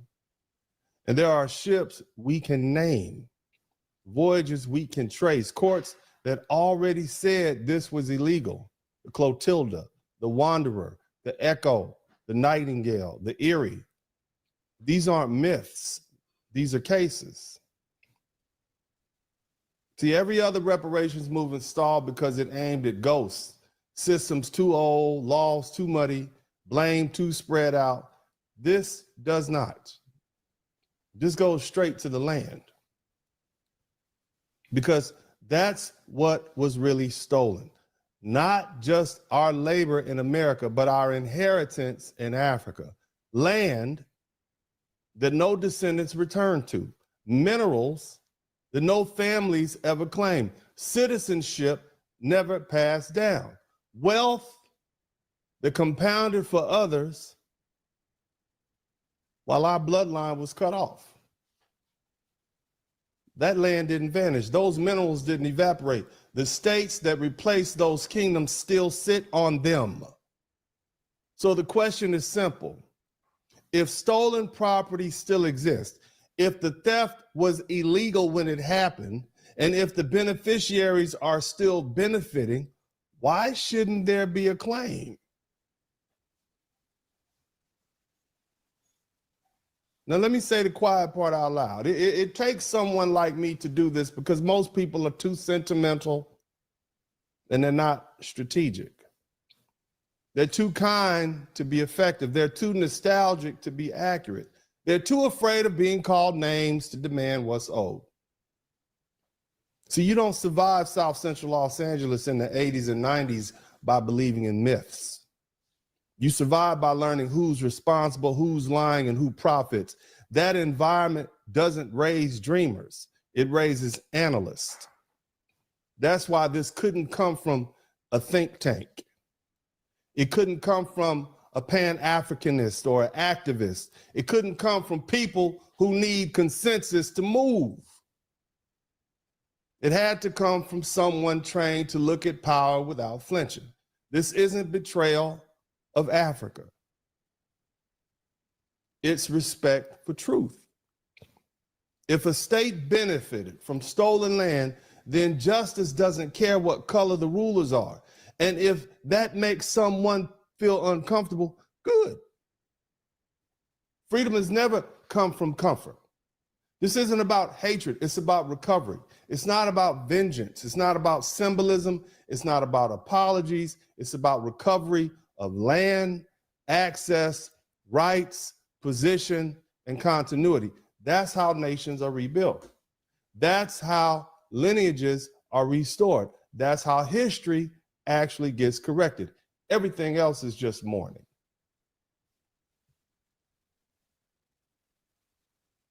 And today, I hope that the rest of my people are done mourning. Now, we're going to talk about an important part of history today that most people are never taught. It's the story of how Africans were still being brought into the United States illegally after 1808, even though the law clearly banned it and the world had begun to condemn the slave trade. See, in 1808, using the powers given by the U.S. Constitution, Congress passed a law that made it illegal to bring enslaved Africans into the United States. 12 years later, in 1820, Congress made another law even stronger. It declared that the slave trade was piracy, one of the most serious crimes under international law, punishable by death. And so by the mid-1800s, slavery and the slave trade were also widely seen as violation of international law and would today be considered crimes against humanity. Even so, the slave trade didn't actually stop in 1808. Instead, it continued secretly for decades. Slave traders used hidden voyages, illegal landings, smuggling networks. Many of these operations were funded by Americans and supplied by African governments and kingdoms. And while the U.S. Navy did stop some ships and federal courts did condemn certain voyages, most of the people who organized and profited from these illegal crimes were never seriously punished. In my research, I found documented proof of illegal slave trading voyages that happened after 1808. And this evidence comes from court records, Navy reports, congressional documents, historical sources from the time. We know the names of the ships, where they left from, where they were captured, and what the courts decided, and what happened to the Africans on board. And see, this work is not guesswork or storytelling. It's based on real records, and facts. These Africans were not just numbers in a history book. They were real people who were illegally taken from their land, their families, their political rights, and their ability to pass property down to their children. Some of their descendants formed real communities in the United States, such as Africatown in Alabama.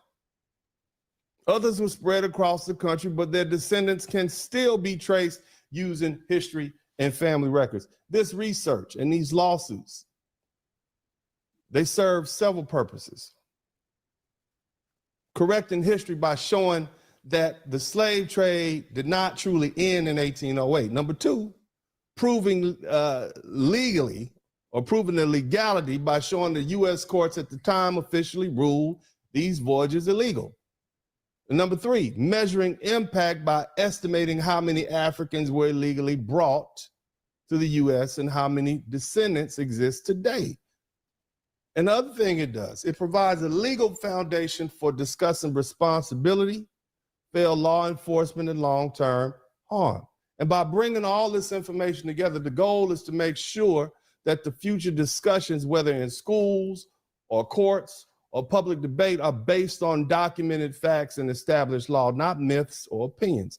What I'm doing in simple terms, and I want to be clear what this project is and what it is not. I'm not trying to sue over slavery in general. I'm building a series of federal lawsuits based on specific crimes that happened after January 1st, 1808, when bringing enslaved Africans into the United States became illegal. By 1820, the law went even further and officially labeled the slave trade as piracy, punishable by death. And even after that, you still had African kingdoms who continued to sell Africans, knowing that the trade was illegal, knowing that the buyers were breaking U.S. law. And several of these illegal voyages were stopped by the U.S. Navy and investigated by federal courts and ruled illegal at the time. And so these lawsuits are filed and based on real cases. What we're not arguing about is general terms. Okay? We're dealing with specific ships, specific voyages, and court cases where American judges have already ruled that the crimes had taken place. That is the legal foundation of this project. Now, there's been a lot of back and forth, and people have a lot to say about a lot. And obviously, they know very little about it. This subject generally, because it's not discussed and spoken about. But I want to let you all hear what the people are saying. Now, I have one rule here. You don't owe me a dime. What do I mean by that? Unless you learn something, there's no need for me to earn something because I need to do my job better. But if you learn something today, I should earn something. If you learn something, I should earn something. That being the case, I want everybody in the chat room to hit the like button. Go ahead and hit the like button now. Subscribe if you have not subscribed. This is going to be an ongoing series. We are getting hot. The lawsuits are prepared. I will be flying to different locations around the country to meet with the descendants of the different African people who were captured and brought to this country illegally. I will be going to Alabama, South Carolina, Georgia. I'm not asking you all for anything but except to listen, so you can be educated on this subject, so you don't sound like an ignorant fool when the question comes up and we discuss reparations. Shout out to Generation Malcolm X. Thank you so much. If you learn something, I should earn something. I need everybody in the chat room to subscribe to the channel right now. Go ahead and subscribe to the channel right now. Hit the like button and subscribe to the channel right now. Hit the like button and subscribe to the channel. Right now, we have 97,000 people watching, according to my 1,000 people watching, according to YouTube page here. According to my 1,000 people watching, according to YouTube page here. According to my 1,000 people watching, according to we're serious people. YouTube page here. According to my 1,000 people watching, according to YouTube page here. According to my 1,000 people watching, according to YouTube page here. According to my 1,000 people watching, according to YouTube page here. And I want to, according to my people watching, according to YouTube page here. And I want to, according to my people watching, according to let it go.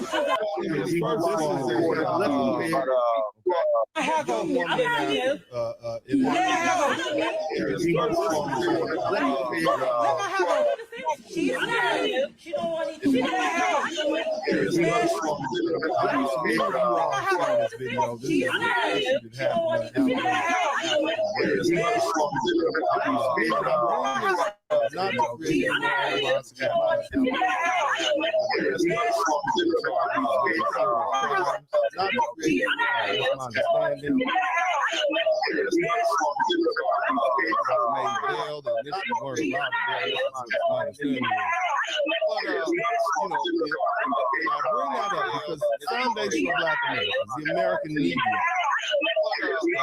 Another word, freedom. Black Americans, African Americans.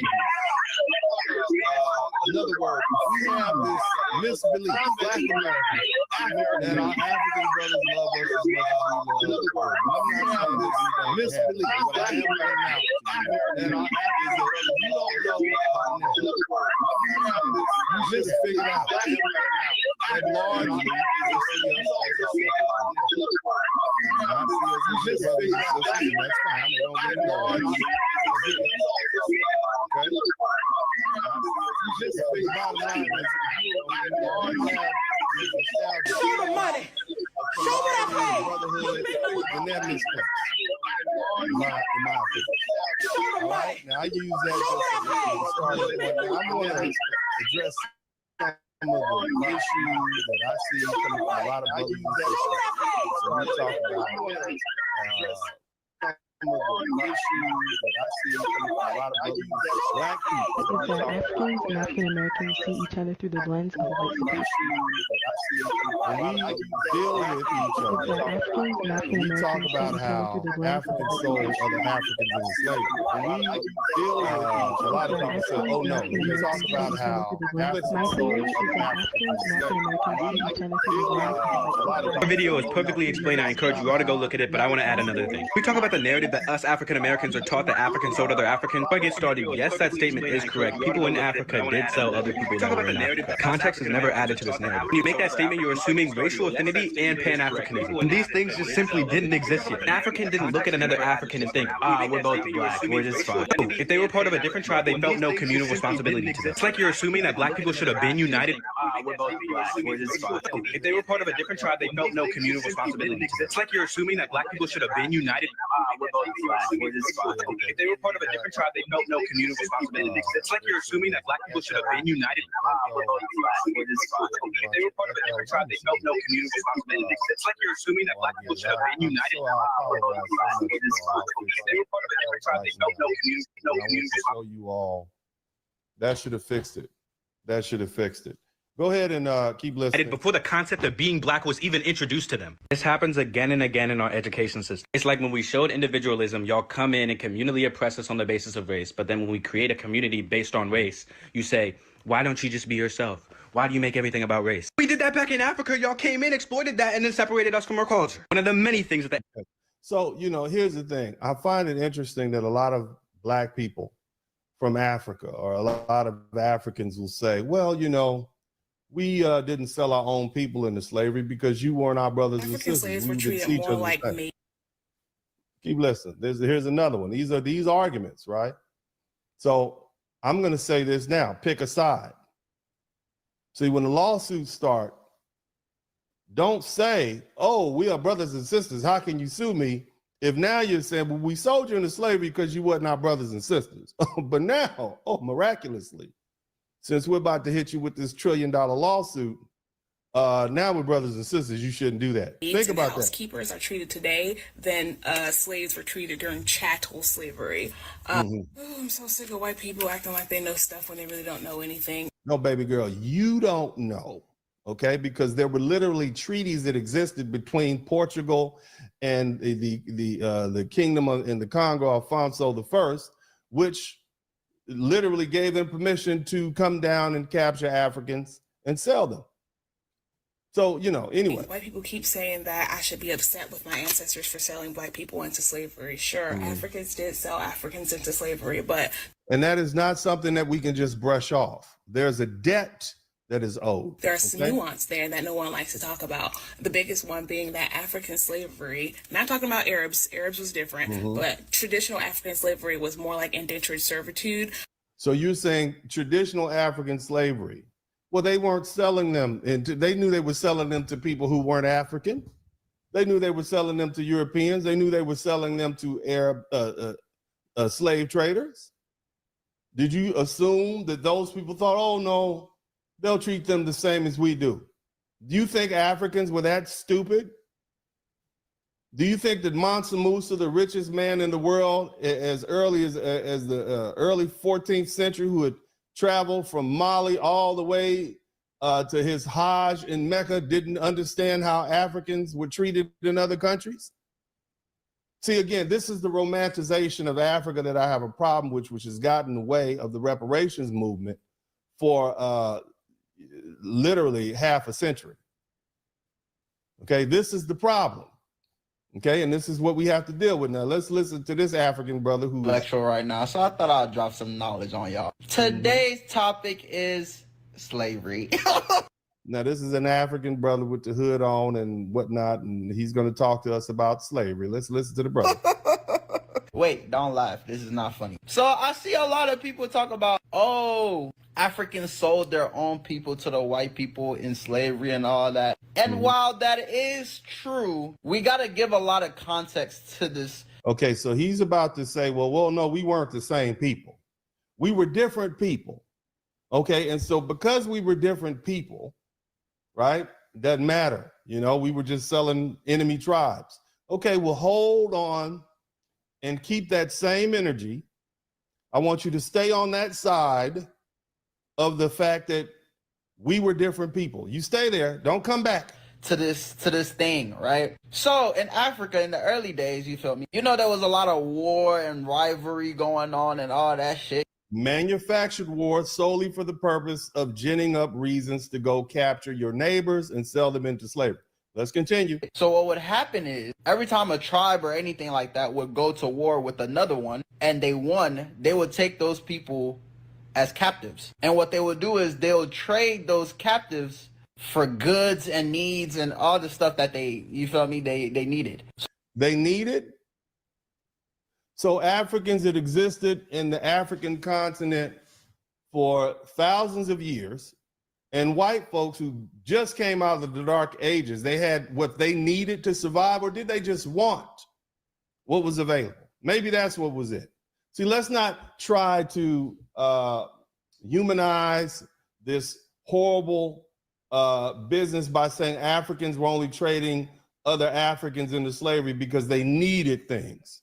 They would trade them for rum. They would trade them for guns. They would trade them for tobacco. They would trade them for little or nothing. And now it's time to take a hard look at what actually was done. We've heard this argument dozens and dozens of times, and this has been the argument that has largely convinced most Black Americans to steer away from actually holding Africans or the African nations accountable for their role in the slave trade. Now, I find this interesting. This young woman says, you know, white people tell us to go back to Africa, right? They tell us to go back to Africa, and then, you know, we go back to Africa, and guess who's in Africa? Guess who's in Africa?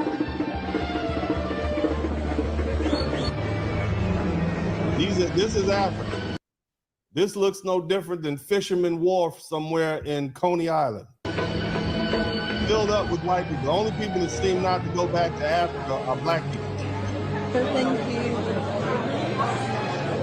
Just look at this.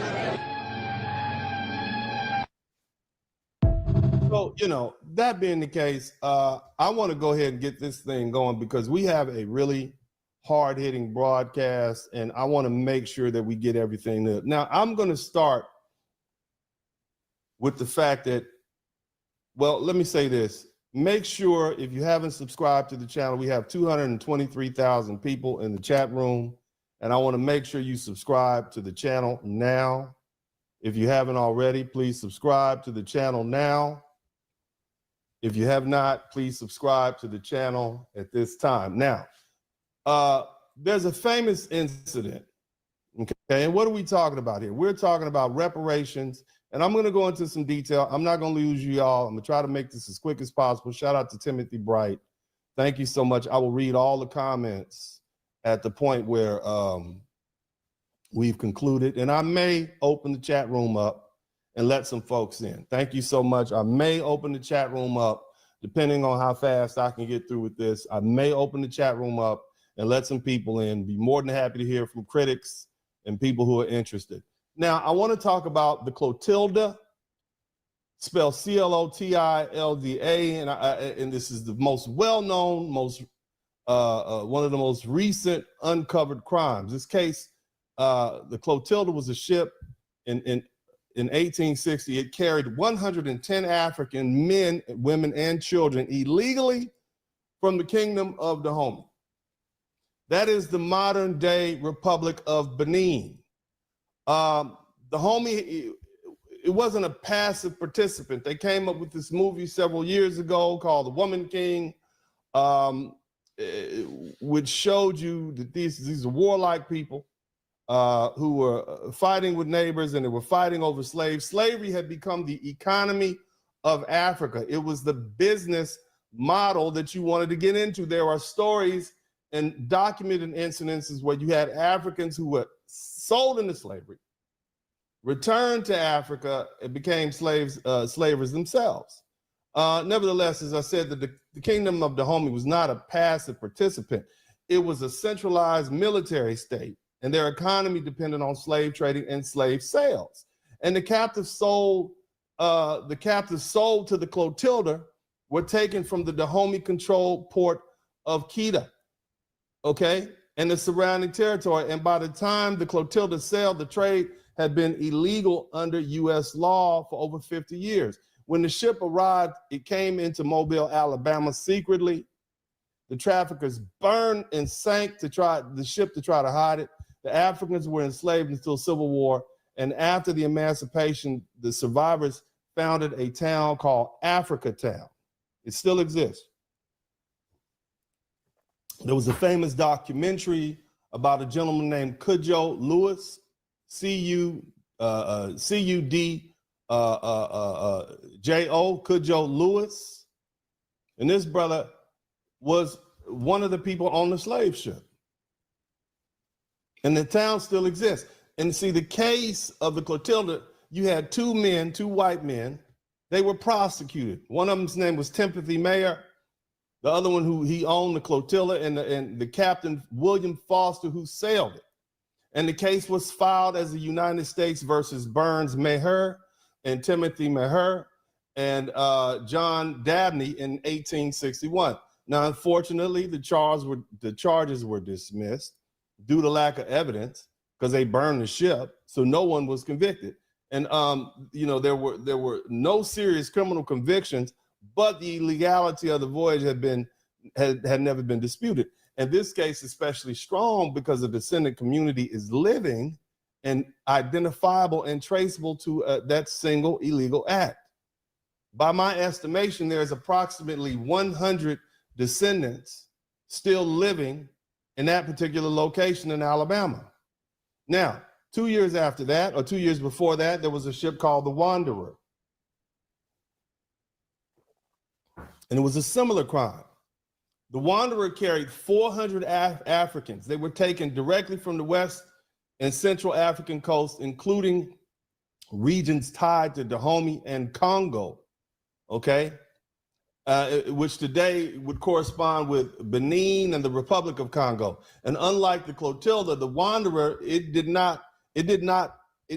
dock openly. The Africans were secretly landed along the Georgia, South Carolina coast near what is called Jekyll Island.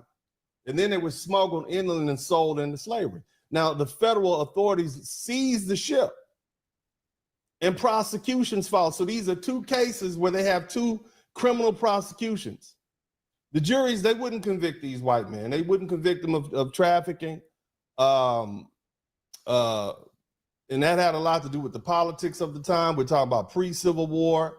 But the federal government did formally acknowledge the voyage was illegal, and they end up seizing the ship. So the criminality of the act itself was never in doubt. And these facts make the Wanderer a joint source case involving multiple African successors. Now, I'm going to put some cases in the chat room for my smart people, and you guys can go ahead and check that out. You can find those cases online, and you can read all about them. Another situation, the same year, 1958, the United States Navy intercepted one of the most horrifying voyages ever recorded, the Echo. The Echo left the Congo, Angola coast, and it took captives. It took Black Africans from the Kingdom of Congo, Ndongo, which is the predecessors of the Republic of Angola, and the Democratic Republic of Congo. Approximately 450 Africans were loaded into a ship. And by the time Echo was captured, 140 had already died from starvation, disease, and abuse. These are our people. Okay? The federal government filed a lawsuit. The surviving Africans ended up in Charleston, South Carolina before they were repatriated to Sierra Leone. But that also gives rise to another lawsuit. There's another case, the Erie. There's another ship in 1860. They took, what makes this interesting is this is Nigeria, okay? The Erie departed from the Lower Congo and the West Central African region, again, implicated in the Congo Basin as one of the trading states. And this is the Democratic Republic of Congo and parts of Nigeria's coastal trading network. The ship that caught them, the U.S. Navy ship that caught them was the USS Mohican. And it was condemned as an illegal slave trader. They took it and confiscated. Another one was the Nightingale. The Nightingale was another ship. It came in 1861. This was particularly horrifying because 960 Africans, 960 poor Africans were snatched up and put on these ships at the Bight of Benin in the Nigerian coast. And it was, at the time, it was controlled by the Oyo Empire, the Yoruba, the Igbo, right there in the Niger Delta. This is currently the property of the Federal Republic of Nigeria right now. The ship was seized off the African coast, but the USS Saratoga, before it could land in the United States, this case ended up getting tried in federal admiralty court in New York, and they condemned the voyage. So there's case law, okay? And see, these cases reveal a clear pattern. After 1808, even after the trade was branded piracy, you had very specific African nations who still continue to supply human beings into the legal market. The ships are known, the dates are known, the sources of where they came from are known, and the U.S. Navy interdicted. And the U.S. courts turned around and condemned them. So the end goal of these lawsuits is this. Well, let me explain this. This is not a moral argument about slavery in general. It's a legal argument about stolen African land, destroyed inheritance, and successive state enrichment. The end goal of these lawsuits is not simply money, although monetary settlements are possible. See, the deeper objective is leverage. Somebody type leverage in the chat room. Somebody type leverage in the chat room. The deeper objective is leverage. Leverage to negotiate land access and long-term leases in our ancestral regions, citizenship,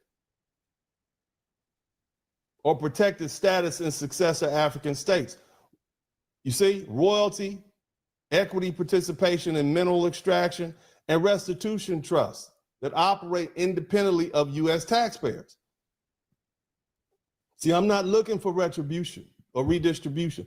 I'm looking for repatriation and restitution, recovering land, resources, and legal standing that were severed by crimes that were already illegal when they were committed. See, this is what my project is about. And as I stated above, I'm building a series of test case federal lawsuits in U.S. courts against successor African states whose predecessor kingdoms knowingly participated in the illegal transatlantic slave trade after 1808, when the United States had already outlawed the importation of enslaved Africans. Okay? Now I'm gonna run this back to you all again, because we have some people who are difficult to deal with. How do you sue a country that wasn't around that back then? Successor state liability. Okay? Well, who's gonna sue who? The descendants are still there. The people are still there. Now I'm gonna take the time to show you all some of these lawsuits while I continue to speak on this subject. I'm gonna share the screen. I'm working on organizing some meetings around the country. I can bring this up to you all so you can kind of get a look at how this works. I hope that there's nobody in the chat room that says something as silly as, how do you sue a country that wasn't there, that's still there? All right? So this is just a working lawsuit, okay? This one is the United States District Court for the Southern District of Alabama, Southern Division, Mobile. It lets you know the lawsuit will be filed in Mobile, Alabama. This happens to be against the Republic of Benin as a successor state of the Kingdom of Dahomey. Now, what I do here is I go through the language and I break down specifically what happened. The introduction of this case arises from one of the last known acts of illegal transatlantic slave trade to the United States in 1860, trafficking more than 100 Africans aboard the ship Clotilda to Mobile, Alabama. Plaintiffs are living lineal descendants of those Africans who were unlawfully seized, sold, and deported from territory then controlled by the Kingdom of Dahomey, the predecessor sovereign of the Republic of Benin. Okay, this action seeks property-based restitution, not moral redress. We don't care if you're sorry. Plaintiffs do not seek reparations for slavery in abstract. They seek compensation for identifiable land, mineral, and intergenerational economic property loss as a direct result of Dahomey's state-organized slave trafficking. You see? Plaintiffs acknowledge the presumptive immunity of foreign states under the Foreign Sovereign Immunities, that's called FISA, and plead with particularity the statutory exceptions that apply. Plaintiffs further plead that the conduct at issue constitutes a violation of just cogence, norms, etc. I go into the jurisdiction of this and why the court has subject matter jurisdiction.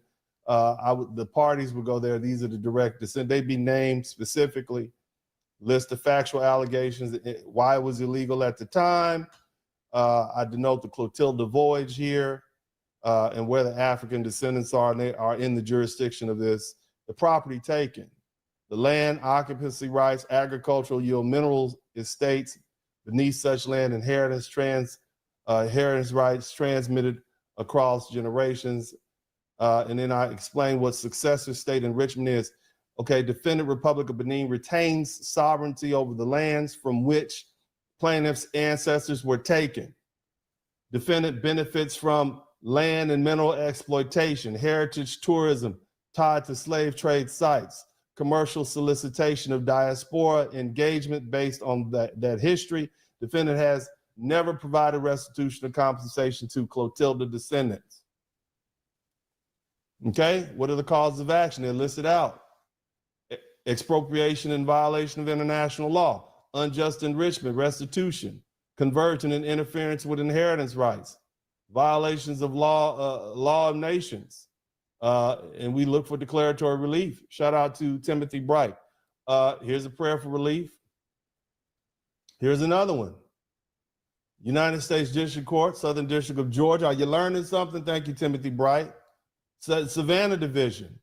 This is a lawsuit against the Republic of Benin and Republic of Congo on behalf of the actions arising from the illegal importations of hundreds of Africans into the United States in 1858 aboard the slave ship Wanderer 50 years after the United. Now, I want you all to keep in mind that there are already cases, criminal cases or admiralty cases in the courtroom from 1860, 1865, 1867, which tried the captains of those ships and the other people who participated for the criminal acts, where the ships were taken, were seized. Now, it's just a really simple matter of getting the judge to take judicial notice of what the court has already done, that very same court. Here's another lawsuit. The Republic lawsuit, the United States District Court for the Southern District of South Carolina, Charleston Division.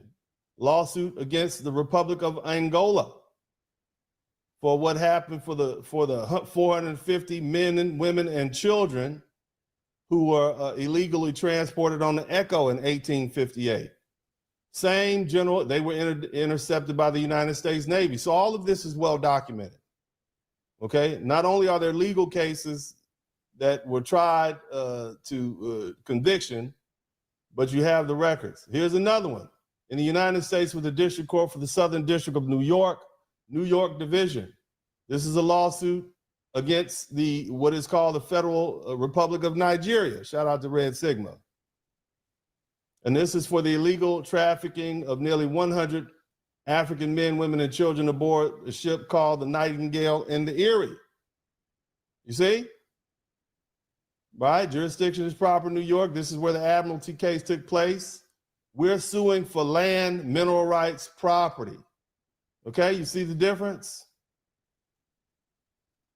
And I'll show you this one and we'll move on. It's another lawsuit against the Democratic Republic of Congo, Southern District of South Carolina, for their actions related to the slave ship Echo and Erie in 1850. Same stuff. Okay? Same stuff. We are suing for tangible items, land, access to land.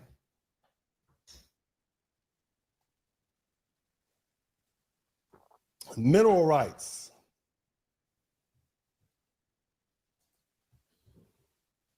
Y'all with me? Are we learning something? All the critics, please save your criticisms for the end. I think I will let some folk in now. Here's what we need to understand. Why land matters more than anything in 2025. What I'm articulating here is not nostalgia, family. It's not symbolism, and it's certainly not romantic Pan-Africanism. It's hard strategic. It's a hard response to material conditions in 2025. And it rests on the truth that law, history, and economics will all agree with. Land is wealth. Labor without land is dependency. In 2025, money without land is transient. It's going to disappear from your hand. Land is durable. Land is jurisdiction. Land is sovereignty. Foundational Black Americans, American Negroes, freedmen, have always understood this intuitively. From Reconstruction forward, every serious advance towards independence was tied to land ownership. farming communities, towns, business institutions. Every time we acquired land at scale, it was taken from us. What we built was destroyed or undermined through violence, law, policy. The Honorable Elijah Muhammad was not wrong when he said we needed land. He was not wrong when he said we needed to separate ourselves from certain folk. The problem was where and how. In the United States, even when black people acquired land, nothing stopped those white mobs. Not the banks, not the courts, not the legislators. Those white vigilantes, what did they do? Huh? What did they do? Here's a video from a television show. Look at this. Look at that. This is what they did. This is a video of a television show where they talk about what happened in Tulsa. So what happens if we get all this land? What's to stop the redneck brigade from invading us on the 4th of July? You understand? I mean, we've done this before. We've always had success.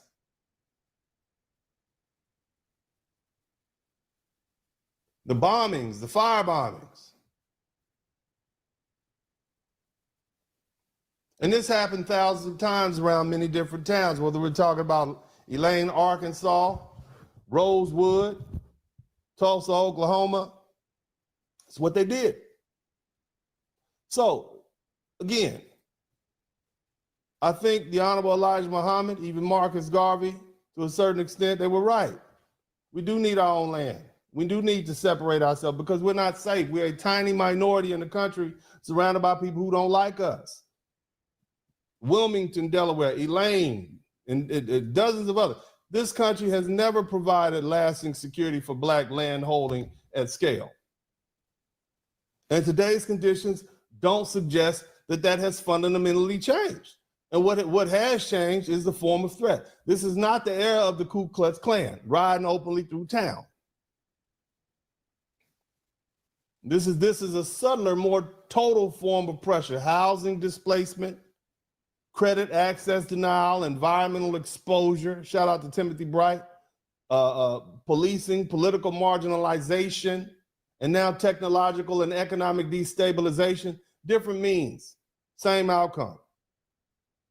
And that is why land matters now more than ever. Why is this about Africa specifically? Well, this legal strategy is not about labor performed in America.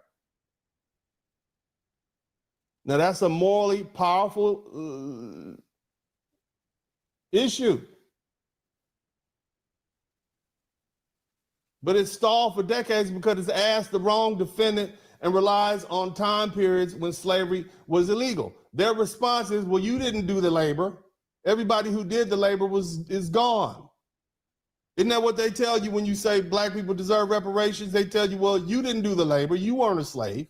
You didn't work for free. So why should you be compensated for the labor that somebody else did? And so that's why we're talking about stolen African land and resources, because that land is still there, and the people who stole it from us, who sanctioned us being sold, those governments, their successors are still there. Because see, before our ancestors ever worked one day on an American plantation, they were removed from African land, from their villages, from their inherited plots, from their political membership, from their mineral-bearing territories, from their intergenerational continuity. When Africans were illegally trafficked after 1808, after the trade was outlawed, entire tracts of land were empty. Those lands didn't vanish. They remained under the control of the successive states. The minerals beneath them, oil, gold, diamonds, cobalt, are still being extracted today. And that is a property claim. That's restitution law. That is legally cognizable harm. and it belongs in court. Now look here. Suing Africa is not betrayal, it's accuracy. See, many people, and I see you all out there struggling right now, you're struggling emotionally. You're struggling emotionally with the idea of suing African successor states. That discomfort is understandable, but it's misplaced. Because see, look here, historically, reality matters more than your feelings. African kingdoms and politics were not passive bystanders in the post-1808 illegal slave trade. Many of them knowingly continued to capture and sell people after the trade was criminalized, profiting from land clearance and human export. And that fact has been documented by historians for decades. Law does not require unanimity of morality. It requires truth and evidence. This project, it doesn't indict Africa as a people. It names specific successor states tied to specific voyages already adjudicated as illegal by the U.S. courts at the time. The truth is not anti-African. The truth is not anti-anything. The truth is the foundation of repair. Now, we need somewhere to go. I'm talking to my foundational Black American brothers and sisters, whether you still call yourself African American, Black American. Some of you all might be still colored on your birth certificates, depending on when you were born. Some of us, you remember the term American Negro. Some of us can go way back and remember colored and freedmen. But what you need to understand is that there are 45 million Black people in the United States today. Approximately 25% already have somewhere to go because they're first and second generation African immigrants or they're Caribbean immigrants, and they still have existing national homes and families. They even have dual citizenships by birth or descent. We as Black Americans don't have that. We're the only Black population in America without that. We don't have a nation to return to. We don't have guaranteed external citizenship or a territorial fallback option. And as American politics become more and more polarized and more racialized, okay, these racial tensions have become more explicit. This is not an abstract concern. Every serious people plans for an exit option, okay?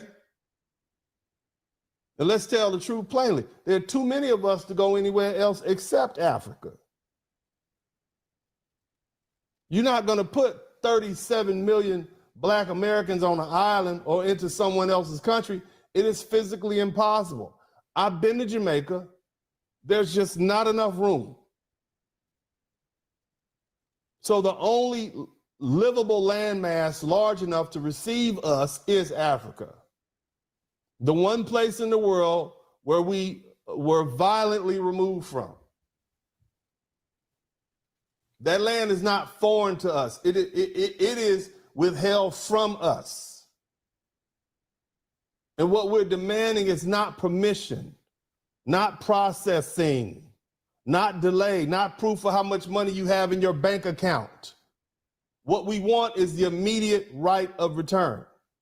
And see, the thing about litigation is it creates leverage for us to do that. We're gonna sue you for land access. Well, we're gonna sue you for this money, and we'll get land access, citizenship rights, long-term leases, mineral or royalty participation. That's not escapism. It's risk management for a population with no sovereign refuge. And look, Africa is the future. And that's why timing matters. This might not have been a good idea 100 years ago, during the time of Marcus Garvey. But see, at this particular point in history, economic forecasts consistently project that Africa will be the most important global region by the mid-century. By 2060, the continent of Africa is expected to be central to mineral supply chains, energy transitions, population growth, emerging markets. And Black Americans are uniquely positioned. We lost Africa through crime, not migration. And that fact matters legally and morally. This is not charity. This is not welfare. This is reconnection to foreclosed opportunity. The core distinction here. See, labor can be exploited anywhere, but land anchors you somewhere. And see, this strategy recognizes that wealth flows from land outward, not the other way around. Money without land evaporates. Land creates leverage across generations. That is why this case matters now. This is why Africa matters. And that this is why this is not a fantasy, but a strategy, a legal strategy. And it's necessary. You see? Again, and I want to be very specific. We're focused on the period after 1808, when the United States made it illegal to import enslaved Africans. There was an act, it was literally called the Act Prohibiting the Importation of Slaves. It became effective in 1808. And by 1820, as I said earlier, they made it even harsher, death penalty. But despite that, you still had illegal slave ships that still operated well into the 1850s and 60s. And many of these cases produced federal cases and court records. Again, let me run this back to you. The Clotilda in 1860. We talked about it before, I'm gonna talk about it again. The illegal voyage from Dahomey, which is modern day Benin, to Mobile, Alabama. Shout out to Timothy Bright. That is a direct trip. And it's the basis of the lawsuit that I have put together against the country of Benin. The Wanderer in 1858, the illegal landing of hundreds of Africans on the Georgia coast. The basis for the suit against Benin and the Republic of Congo. The Echo, 1858, 450 Africans, extreme mortality, intercepted near Cuba, processed through Charleston, South Carolina. It's the basis against Angola and the DRC. The Erie, 1860, illegal ship sourced from west to central African coast, seized by the USS Mohican. It had ties to Nigeria and the DRC. Same thing with the Nightingale, 1861, 960 of our ancestors. One of the largest illegal cargoes seized before the U.S. landfall. It's the basis of the lawsuit against Nigeria. And here's the thing, in each of these, there are U.S. court decisions condemning the vessel and the federal prosecution under the anti-slave trade law. So we're not guessing, family. We're not standing, we're standing on an existing record that already called these acts illegal. And legally, the main tools we're using are FISA, which is the Foreign Sovereign Immunities Act, and its expropriation exception. We're using the commercial activity exception, okay? We're using the alien tort statute for violations of the law of nations, slavery, forced deportation, crimes against humanity. And we'll plead alternatively some common law theories like unjust enrichment, conversion, interference with inheritance. And so we're arguing that these African state predecessors took property in violation of international law. And when they captured and sold and exported our ancestors, and that modern state still profits right now from the land and minerals that we were removed from. Right? Who's not following this? Is everybody following this? If you're not following this, let me know. But for you all who are following, we're going to move on. Now, what about the numbers? How much, what are we talking about here?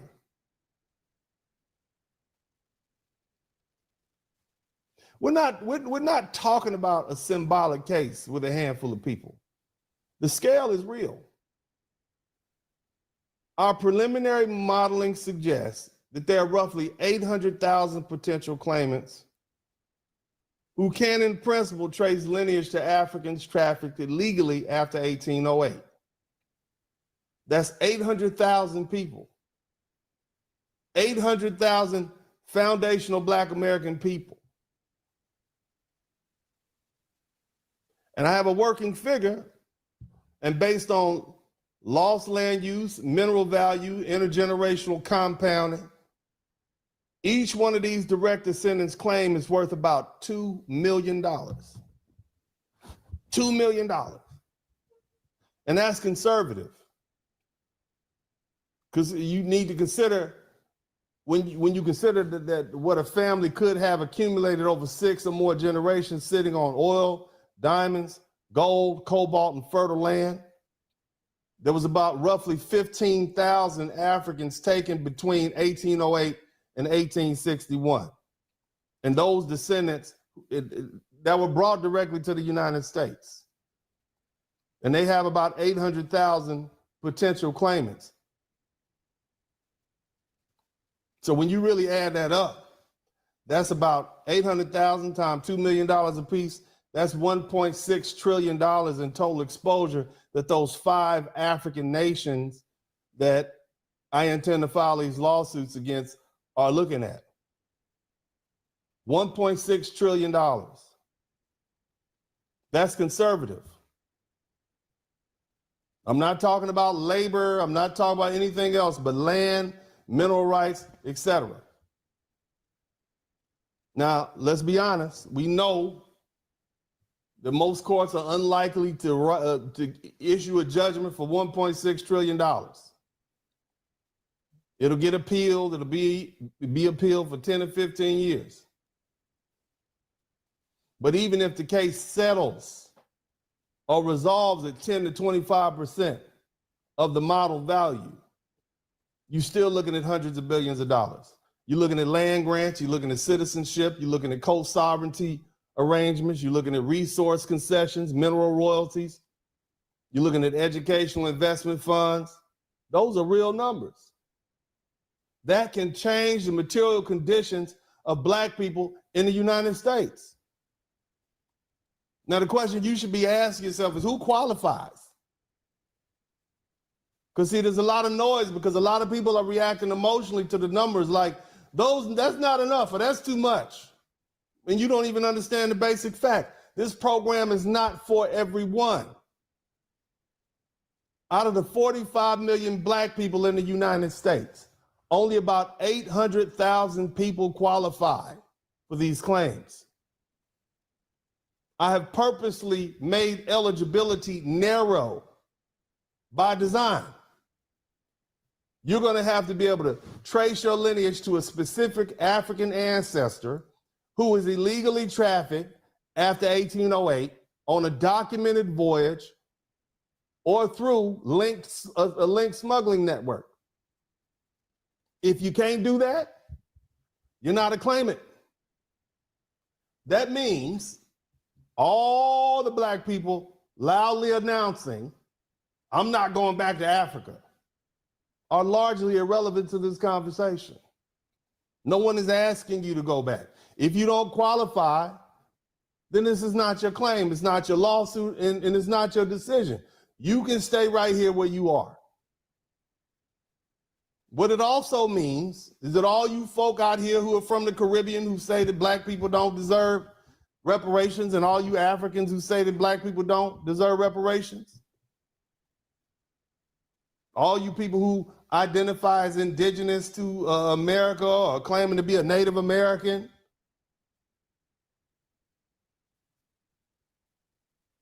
anything you say is unrelated to this post. Africans don't qualify Caribbeans don't qualify.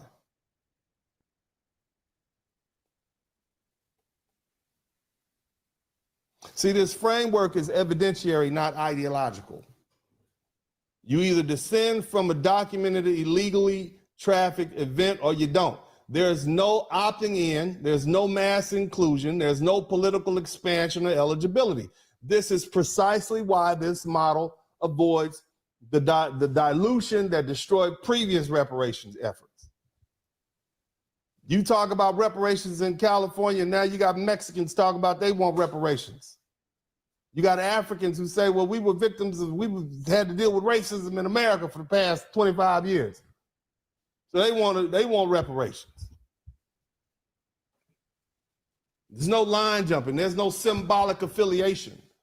No broad racial categorization. No space for outsiders, black or white, to try to hijack this claim. So when critics say, why don't you sue the United States instead? Isn't that what you say? The answer is simple. You're free to do that. You are free to sue the United States. These 800,000 people are free to do it also. In addition to this strategy, exercising one legal option does not cancel another. If you all manage to sue the federal government, this is not going to get in the way of that. See, federal law doesn't require ideological uniformity. See, what is not acceptable is people with no legal stake, no qualifying ancestry, and no standing attempting to veto a claim that does not belong to them. This is no different than immigrant groups complaining about Black Americans' claims for reparation arising from injuries that predate their arrival. You were not harmed by this conduct. You did not lose your land. You don't inherit this claim. You have no dog in this hunt. Again, let me be clear about the scale.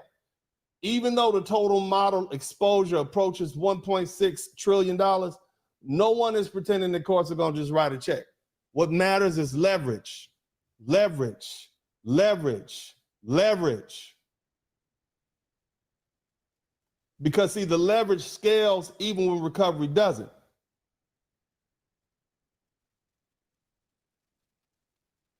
If these cases resolve at 10 to 25% of the model value, that's not symbolic. That is justice, but it's also structural change. It's land access. It's citizenship pathways. You don't have to wait that long line to become a citizen of Nigeria, Togo, Benin, or Congo. You don't have to wait to become a citizen before you can own land. It's yours.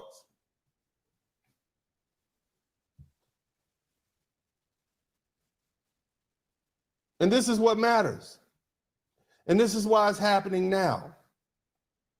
And this is why opinions from people with no standing are beside the point. This is not a vote. It's a legal claim. And the people who qualify will decide how they want to use it. Now, let me get another clarification together.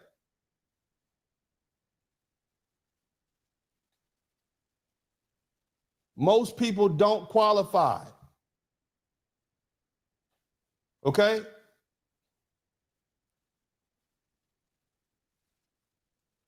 You don't. See, returns and reparation and repatriation and restitution, they're not a reward system for identity alone just because you're Black. You get to go back. This requires discipline. It requires intent. It requires capacity and clarity. Africa is not a fantasy destination. It's not a protest slogan or a place to escape personal dysfunction. African nations and the people in these African countries, they already are facing serious economic and political and social challenges. The last thing they need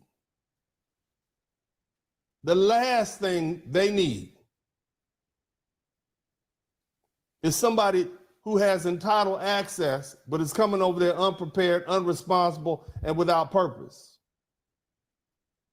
So what this does is naturally create a separation process. For those who can trace their lineage, For those who meet the evidentiary standards and demonstrate seriousness about contributing to long-term national building, they have options. And those who can't, you can't meet the standard, or you don't want to, you're gonna remain exactly where you are, and that's your choice. See, many of the loudest critics are not actually opposed to Africa. They are opposed to leaving the comfort zone.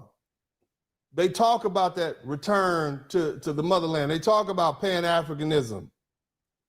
They talk about solidarity, but they never take the steps to require sacrifice. The rhetoric is easy. Movement is not.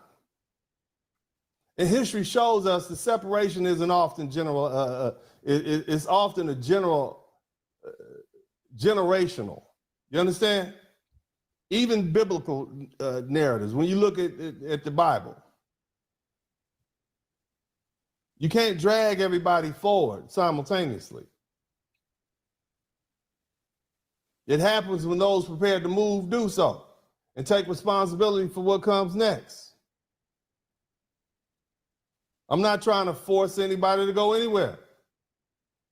It's about restoring options that were violently and forcefully taken away from us as a people. This thing makes people uncomfortable. But see, your discomfort is not a legal argument. See, this is not a popularity contest. It's not a mass migration plan. And it certainly is not a group therapy session.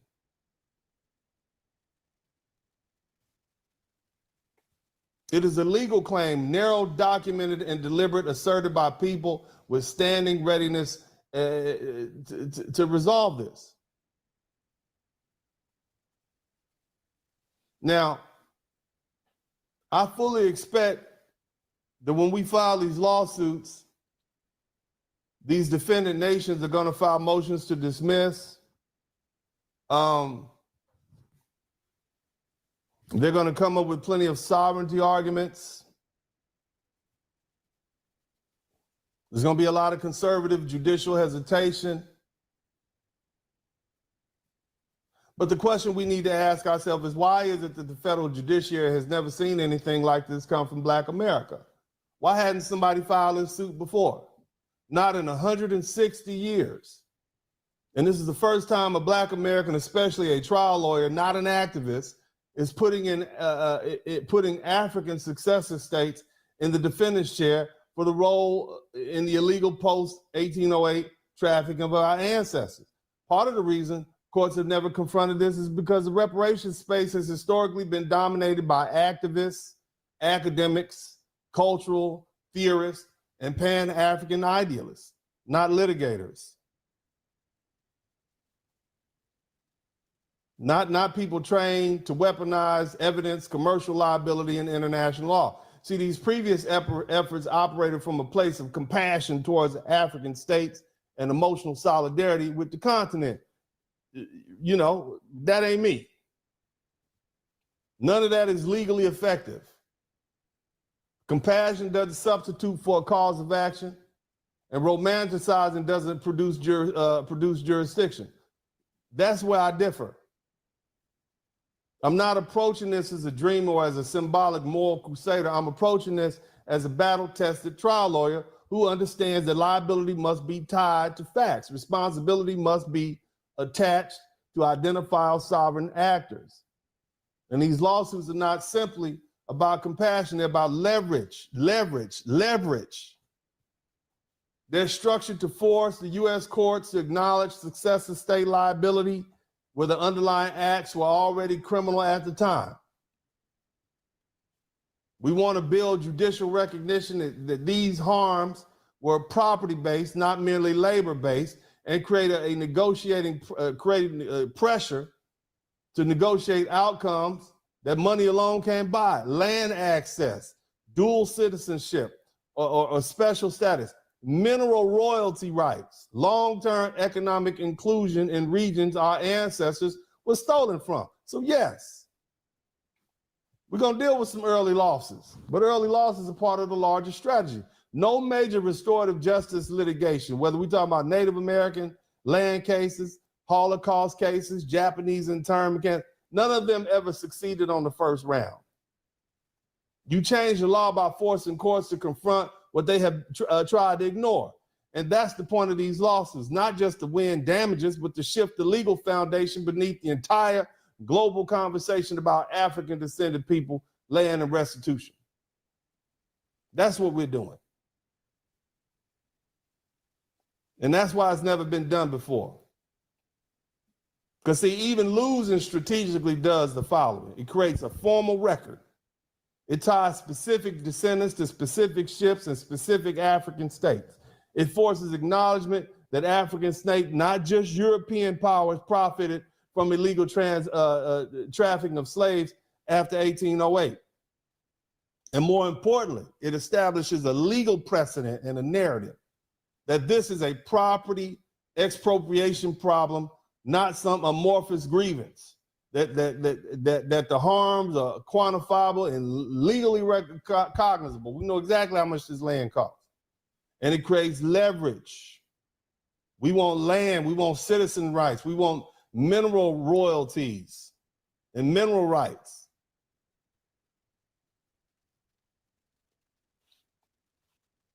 And it's legally sound. We're not inventing new law. We're applying existing FSIA exceptions. We got the names of the criminal cases. We have admiralty condemnation. We got criminal prosecutions. We know it was illegal.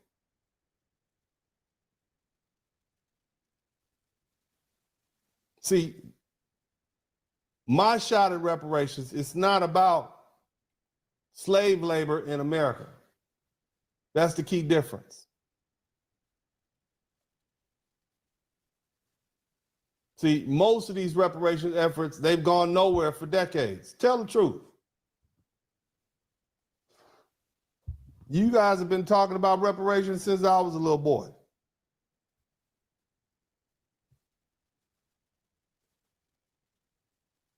See, this is about stolen African land, resources, inheritance taken through illegal international trafficking.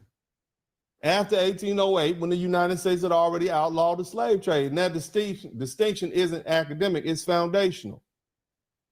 See, most of these reparations movements try to focus on slavery in the United States.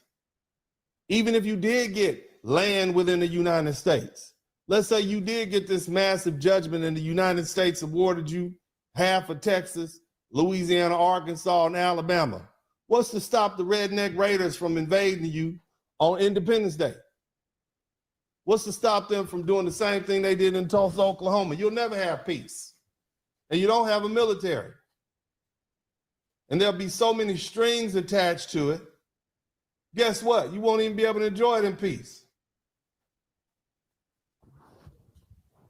And if you get money, you're just going to put it back into the economy. Land, on the other hand, something different. And so if your legal argument at the U.S. government, meaning, understand that, who's going to pay for that? It's coming from the American taxpayers. That includes Black Americans. That includes us. And here's another uncomfortable fact. Much of slavery in American history, especially early on, it was legal at the time. And what that does is it gives courts an easy way out. We recognize the wrong, slavery was bad, but there's no enforceable legal claim because it was lawful at the time.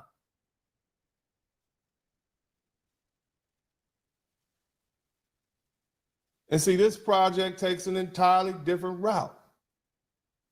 You understand?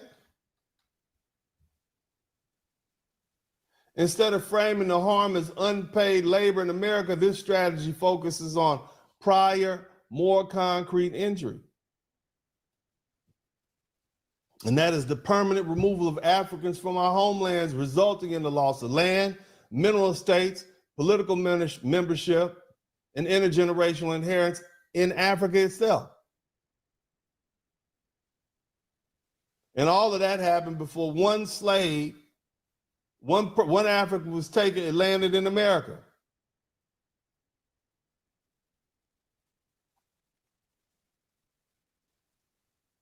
See, look, when you talk about we want reparations for slavery, what do they tell you? They say slavery existed everywhere, didn't they? The Irish would come in here and tell you they were slaves. The Slavs would say they were the first slaves. And although that is morally evasive, it is legally effective, especially when discussing periods where slavery was legal. Did you know slavery is still going on in Africa right now? It's still going on in Africa. The Africans still haven't learned their lesson. They are still to this day, they got slaves. I think they have a video.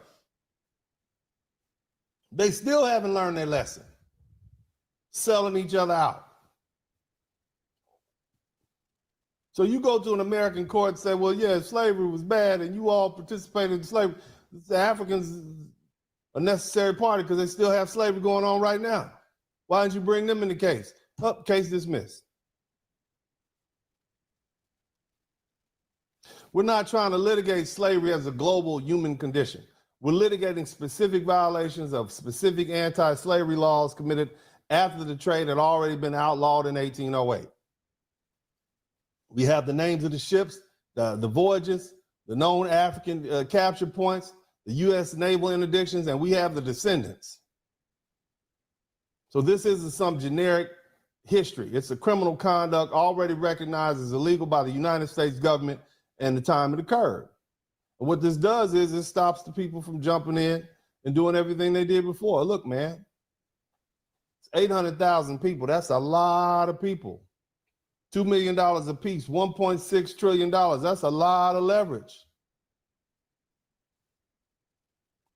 The ultimate goal of this lawsuit is land access, citizenship, equity participation, royalty rights, everything you would get from land. You understand? And what do I need you all to do? First of all, I need you to hit that like button if you haven't already. Hit the like button if you hadn't hit the like button. Hit the like button if you had not hit the like button. If you hadn't hit the like button now. What do I need you all to do?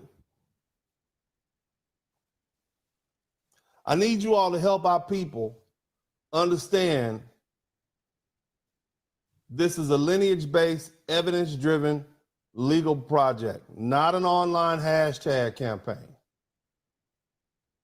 We're talking about people who can actually prove that they descended from documented illegal slave shipments after 1808. If we do this right, we create a new legal lane for Black Americans, American Negroes, FBAs, freedmen, and our descendants with provable lineage. We create a template that can be scaled. We set a precedent that our grandkids and great-grandkids can build from. I'm not just swinging at the fences. The history is tight, the law is plausible, and the numbers are big enough to matter. Now, how does this fit in the broader reparations movements? How does it fit? First, you need to understand that any case law generated from these actions will help, not hurt, the broader reparations movement. Okay? Anything. See, right now, that movement is stagnant. Not because the moral case is weak, but because the legal architecture hadn't moved in decades. You still trying to do the same thing over and over again, and you're failing.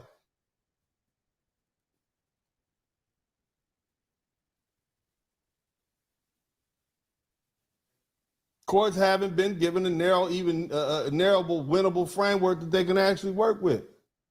These cases that I'm going to put forth can help change that, because they actually produce judicial opinions on slavery-related expropriation, successive state responsibility, and in restitution remedies tied to historical crimes. All of that advances the legal conversation for everybody. And just as important, these claims, we're not going to override anybody else's claims. They don't compete. We sidestep them. We're not asking the court to resolve slavery in general.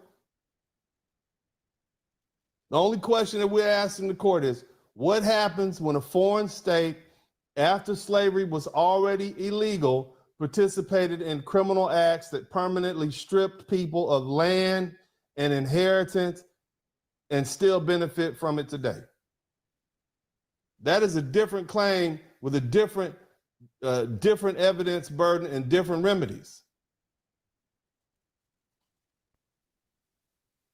Again, I know a lot of you all are struggling with the idea of suing African nations. They're innocent, right? That's what you want to say. There's a long-standing narrative that Africa was simply innocent. They didn't know what they were doing.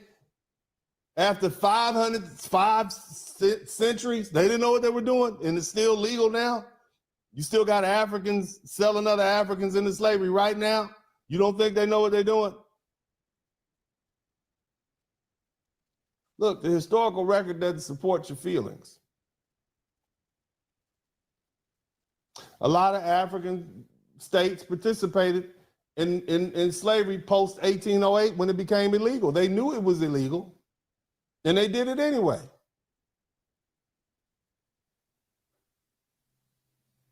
And this has been known and documented for years. You had the British patrol all up and down the West African coast saying, don't do it, it's illegal, don't, and they did it anyway. Look, acknowledging the fact that African nations were guilty, it doesn't negate European or American culpability. It simply tells the whole truth. Not the half truth, not part of the truth, the whole truth. Law is not therapy, it's accountability. And the useful thing about the legal system is you don't need a committee or a consensus or universal emotional comfort to proceed. You need willing attorneys, and I'm here. You need real clients. I'm gonna meet with them. You need evidence. We have that. And a courthouse. We got plenty of them. That's it. The United States court system exists precisely to handle claims people are uncomfortable with, especially when they're grounded in fact and law. And this approach allows progress where decades or more argument alone have stalled. And once you've had a chance to digest this, I'd like to sit down with you all and we can talk about it, maybe in an open forum. We're going to use the test case of the Clotilda, the Wanderer, the Echo, the Erie, and the Nightingale. And we're going to bring lawsuits against Benin, Angola, Nigeria, and DRC, and the Congo. Is that clear? Now, that being the case, I got a closing statement for you all, but I want to make sure you learn something. If you learned something, hit the #1 button. Let's get my man Generation Malcolm X. Thank you so much. Been waiting on it. Appreciate you, bro. Thank you so much. Black and Red. We got 12 super chats. Let's see if we can get 15 in the chat room. Who else we got? Bad Equity. Thank you. I sorted that out earlier. Salute Audio Overlap. Thank you so much. I need to let the audio go bad again so we can get some more people in here to contribute to the super chats. Let me see. Timothy Bright 7064. Can the U.S. tax our reparations? We should leave. We get reparations. The U.S. wants resource tax. Well, you know, again, if you listen to the actual conversation that I put forward, we're talking about land and citizenship in those respective countries. I heard you can't read a true Quran in English, only Islam. Thank you so much. Timothy Bright, I just wanted to say thank you, Deacon Sprelling. Thank you so much. Red Sigma, 99,000 viewers, 89,000 subs. Get 100 calls. Yeah, we would like to do that. All lawyers know this. Dennis is the only one to act. Yeah, that's right. The woman just dies from Tulsa at 111 years old. Yeah. Timothy Bright, thank you so much. So go through the ancestry and where to trace your lines. Thank you so much, Red Signal. We got 13 super chats. I appreciate it. Look, let me go ahead and get this close. Shout out to everybody. Let me see if we got super chats in here or cash apps. Shout out to everybody who contributed to the super chat, the cash app, and the PayPal. I'm all business today. We got to do this thing in 30 minutes. Look, man, shout out to everybody on the rebroadcast. And shout out to Goods. Did you learn something? I always appreciate the knowledge. Did you learn something? Did you learn something, family? Because, see, that's what I need to know. Somebody is going to pick this idea. I'm going to tell you right now. Let me tell you something. With this type of money available, there's going to be some white folk at some white colleges who are in law school, and they'll pick this case up. And it'll be after white people pick this case up, that's when black people you'll join the board then. Because, see, unfortunately, and I want all the white folk to listen to me, unfortunately, because I am a black American, and as brilliant as this legal strategy is, black folk will not join on to this. If I was a white man, blonde-haired, blue-eyed white man telling you this, even if I was totally unqualified, y'all would be chomping at the bit. You'd be saying stuff like, "Oh, this is a great idea, but he's gonna steal our money." ... XYZ. That's what you would do, because in your mind, like Brother Malcolm said, the white man's ice is still cold, and it's unfortunate. Just like now, the primary distributors of Brother Kevin Samuel's talking points are white folk. They got panels set up and so on and so forth. You didn't appreciate him. And now his information is basically permeated the whole world. So this information, this brilliant information that I'm giving you, this strategy to kill two birds with one stone, get you out of this racial cauldron of America, cut through the red tape, get you citizenship in Africa, along with a steady source of income in the form of mineral wealth, land, et cetera, is unbelievable to you because it's coming from a black man, and that's unfortunate. You see, this is going to make a lot of white law firms rich. They're going to file the same lawsuits that I have on this thumbnail in those jurisdictions.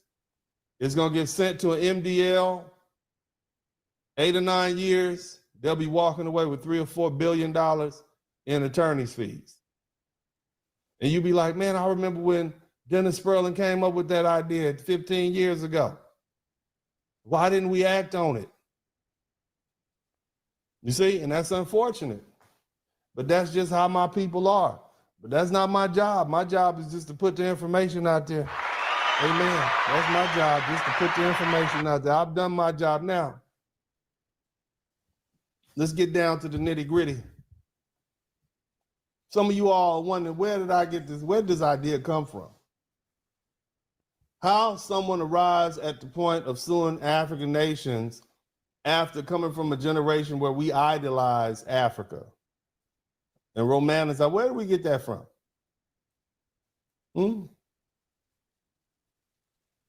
Now, I'm gonna be honest with you. The truth is gonna sound absurd, but nonetheless, I'm gonna tell you.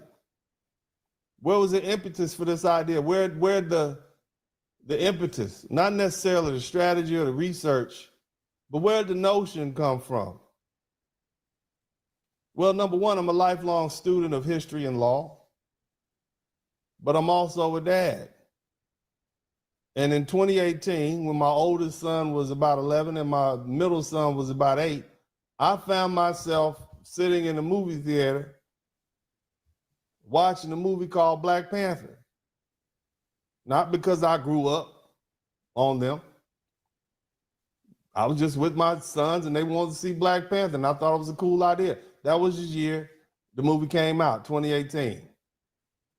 Now, since that time period, I've watched that movie no fewer than 6 times. And initially, as is now, I keyed in on a very peculiar character.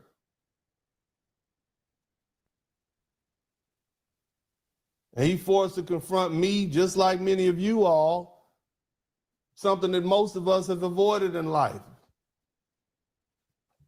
And that character I'm referring to in the movie is played by Michael B. Jordan. They call him Eric Killmonger. And again, he wasn't wrong. He was angry. He was reckless in his execution. But when you strip away the theatrics and the emotion, his core premise was undeniable. Africa has a debt to its children in the diaspora. Not an emotional debt, not a symbolic debt, a tangible material debt. And not to everyone who claims African ancestry in the abstract, but to a very specific group, my people. Foundational Black Americans, the American Negro, freedmen, descendants of Africans who were forcibly removed, sold after the trade was already illegal, and permanently severed from land, citizenship, and inheritance and continuity. That realization it unsettled me. And because I'm a lawyer and not an activist, I didn't sit with a feeling. I had to process that. How do we do that? So I began to research, and I learned about the part that Africans played, whether we're talking about the King of the Congo. I interrogated the information. I tested it against history and law. And it was after that moment that I began seriously studying the reparations theory, not slogans, not marches, not moral appeals, but what had actually worked anywhere in the world. And around the same time period, I already began broadcasting publicly in 2020, asking hard questions that made people uncomfortable, and I wasn't doing it from a desk. See, I spent years walking through the slave quarters in Jamaica, in the Dominican Republic, in Trinidad, and Galveston, Texas, and New Orleans, Louisiana, examining records, standing on the same soil where my ancestors passed through. They have a cafe called Cafe du Monde in the French Quarter. And if you stand at that cafe on that street, you can see where they would sell our slave ancestors on the auction block.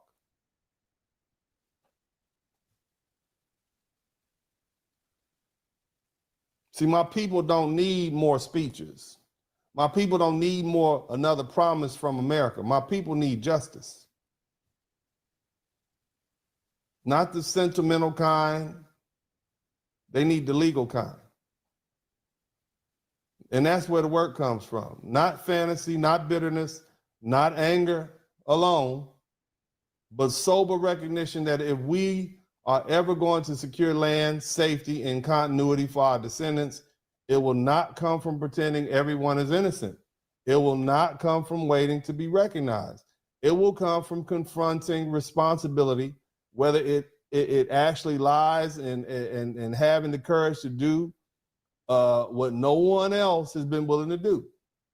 And some of you are wondering if I'm really saying that Africa owes a debt to people like me. And the truth is, yes. And I know I'm not the only one that understands what I've said here today. Now, I might be the only one willing to say it loud and publicly, and then have the money and the experience and the knowledge to go through with it in the courtroom. And see, the difference is not intelligence. You all are smart enough to understand what I'm saying. But I will say the difference is background. And my background is not dissimilar from a lot of you others. I grew up in South Central Los Angeles in the 1980s and 90s during the height of black-on-black gang violence and mass incarceration and crack and police occupation. I didn't grow up with a luxury of romanticism. Where I come from, death wasn't theoretical, it was routine. I've seen people unalived over nothing. I've seen whole lives erased without ceremony, without justice, and without apology. You learn very quickly in that environment that sentiment does not protect you and symbolism does not save you. That upbringing burns something permanent into my thinking. Systems don't respond to emotion, they respond to pressure. And history doesn't correct itself just because people suffer. Someone, somewhere has to force the issue. And that's why I don't view Africa, and I don't review this through some fantasy lens. Whether it's the fantasy of America finally growing a conscience or the fantasy of Africa as a blameless motherland untouched by power, trade, and accountability. I'm not operating in mythology. I'm operating in record books, court rulings, ship manifests, and federal interdiction cases. And I can separate love from leverage. I can honor our African history without protecting African states from responsibility. And I can acknowledge that my ancestors were brutalized by white supremacy without pretending that certain African kingdoms were active participants in the illegal slave trade after the law had already changed. And that mindset doesn't come from bitterness, it comes from reality. See, people raised with softer borders between ideology and survival want unity first and healing first and comfort first. I understand why. But where I come from, if you wait for everybody to feel good about the plan, nothing ever gets done. Bodies pile up while committees debate. That's why this approach had to come from somebody like me, a Black American raised in violence, trained in law, hardened by loss, and disciplined enough to put a strategy over sentiment. Someone willing to be called controversial, divisive, even traitorous, a bully, all those things you all are saying about me. I love it. If it's the price of movement, I love every bit of it. I'm not doing this because I hate Africans or because I hate Africa. I love my African brothers and sisters. But what I am doing is, I'm doing this because I refuse to lie to myself or to my people about how power actually works. I'm doing it now because time is up. America is changing, for lack of a better word. The world is shifting. The ground is moving beneath all of us. And foundational Black Americans, the American Negro, Black Americans, we have no country, no fallback homeland, no inherited land based that we can go to. We can't keep pretending that these moral arguments alone are going to save us. This is about securing options, real ones, land, citizenship, resource rights, without all that red tape. A future that doesn't depend on begging permission from a declining empire. Family, I didn't come to this idea from anger. I came to it because I survived long enough to see that survival without strategy is just another slow death. And my people deserve better than that. To my Black American brothers and sisters, here in 2025, I want you to understand something. You finally stop begging the table for scraps. You start asking who owns the land the table is built on. See, that was the mistake that everybody else who came before us was making. For decades, they've been screaming about pain and dignity and labor and feelings, trying to guilt America into caring about them. And that was never the move.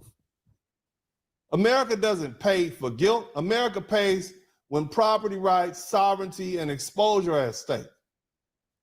What I've done here for you is to shift the entire battlefield.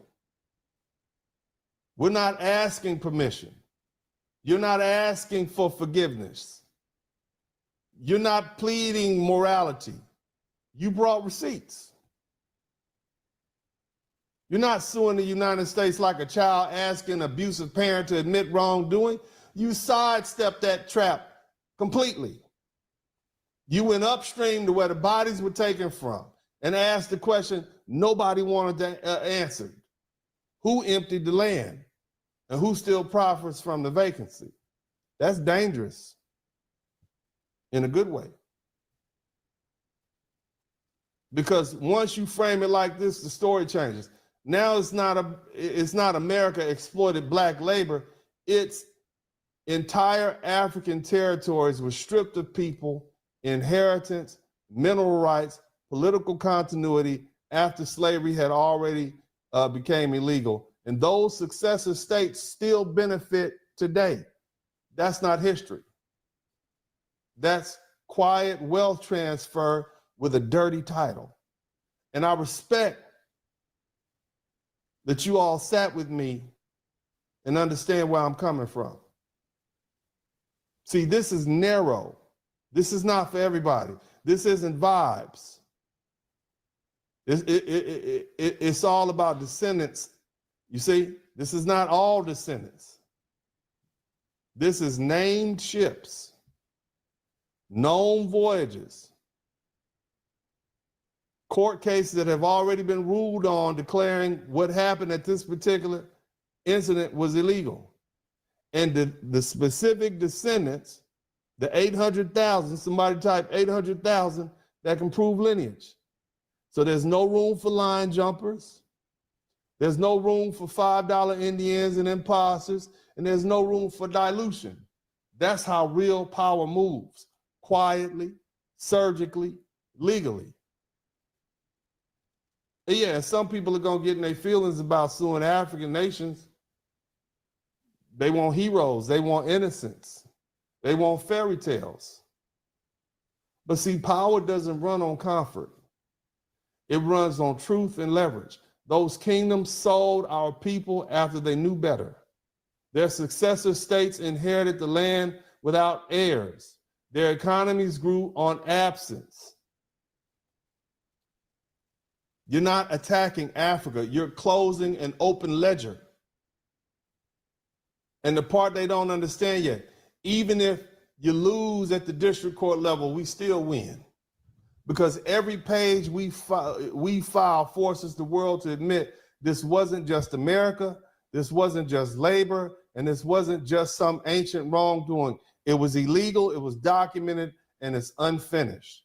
We're building something more dangerous than a protest. We're building land claims, citizenship leverage, mineral equity rights, and precedent that outlives any one of these lawsuits and probably us. That's not revenge, family, that's strategy. Just remember this. We're not gonna dilute it, we're not gonna soften it, and we're not gonna let them turn this into symbolism because power doesn't apologize, power reclaims. This is Uncle D. I love you all. God bless y'all. I appreciate everybody, and I'm out.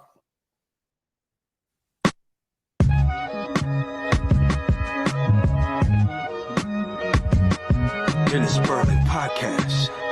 Hit the like button, subscribe. All right, so that is Dennis Berlin. That's his wrap up. You know, this latest on Africa, suing Africa. All right, I'm gonna close out with that. Play the whole thing. What do you guys think? The comment, okay? And we're gonna end off that. All right.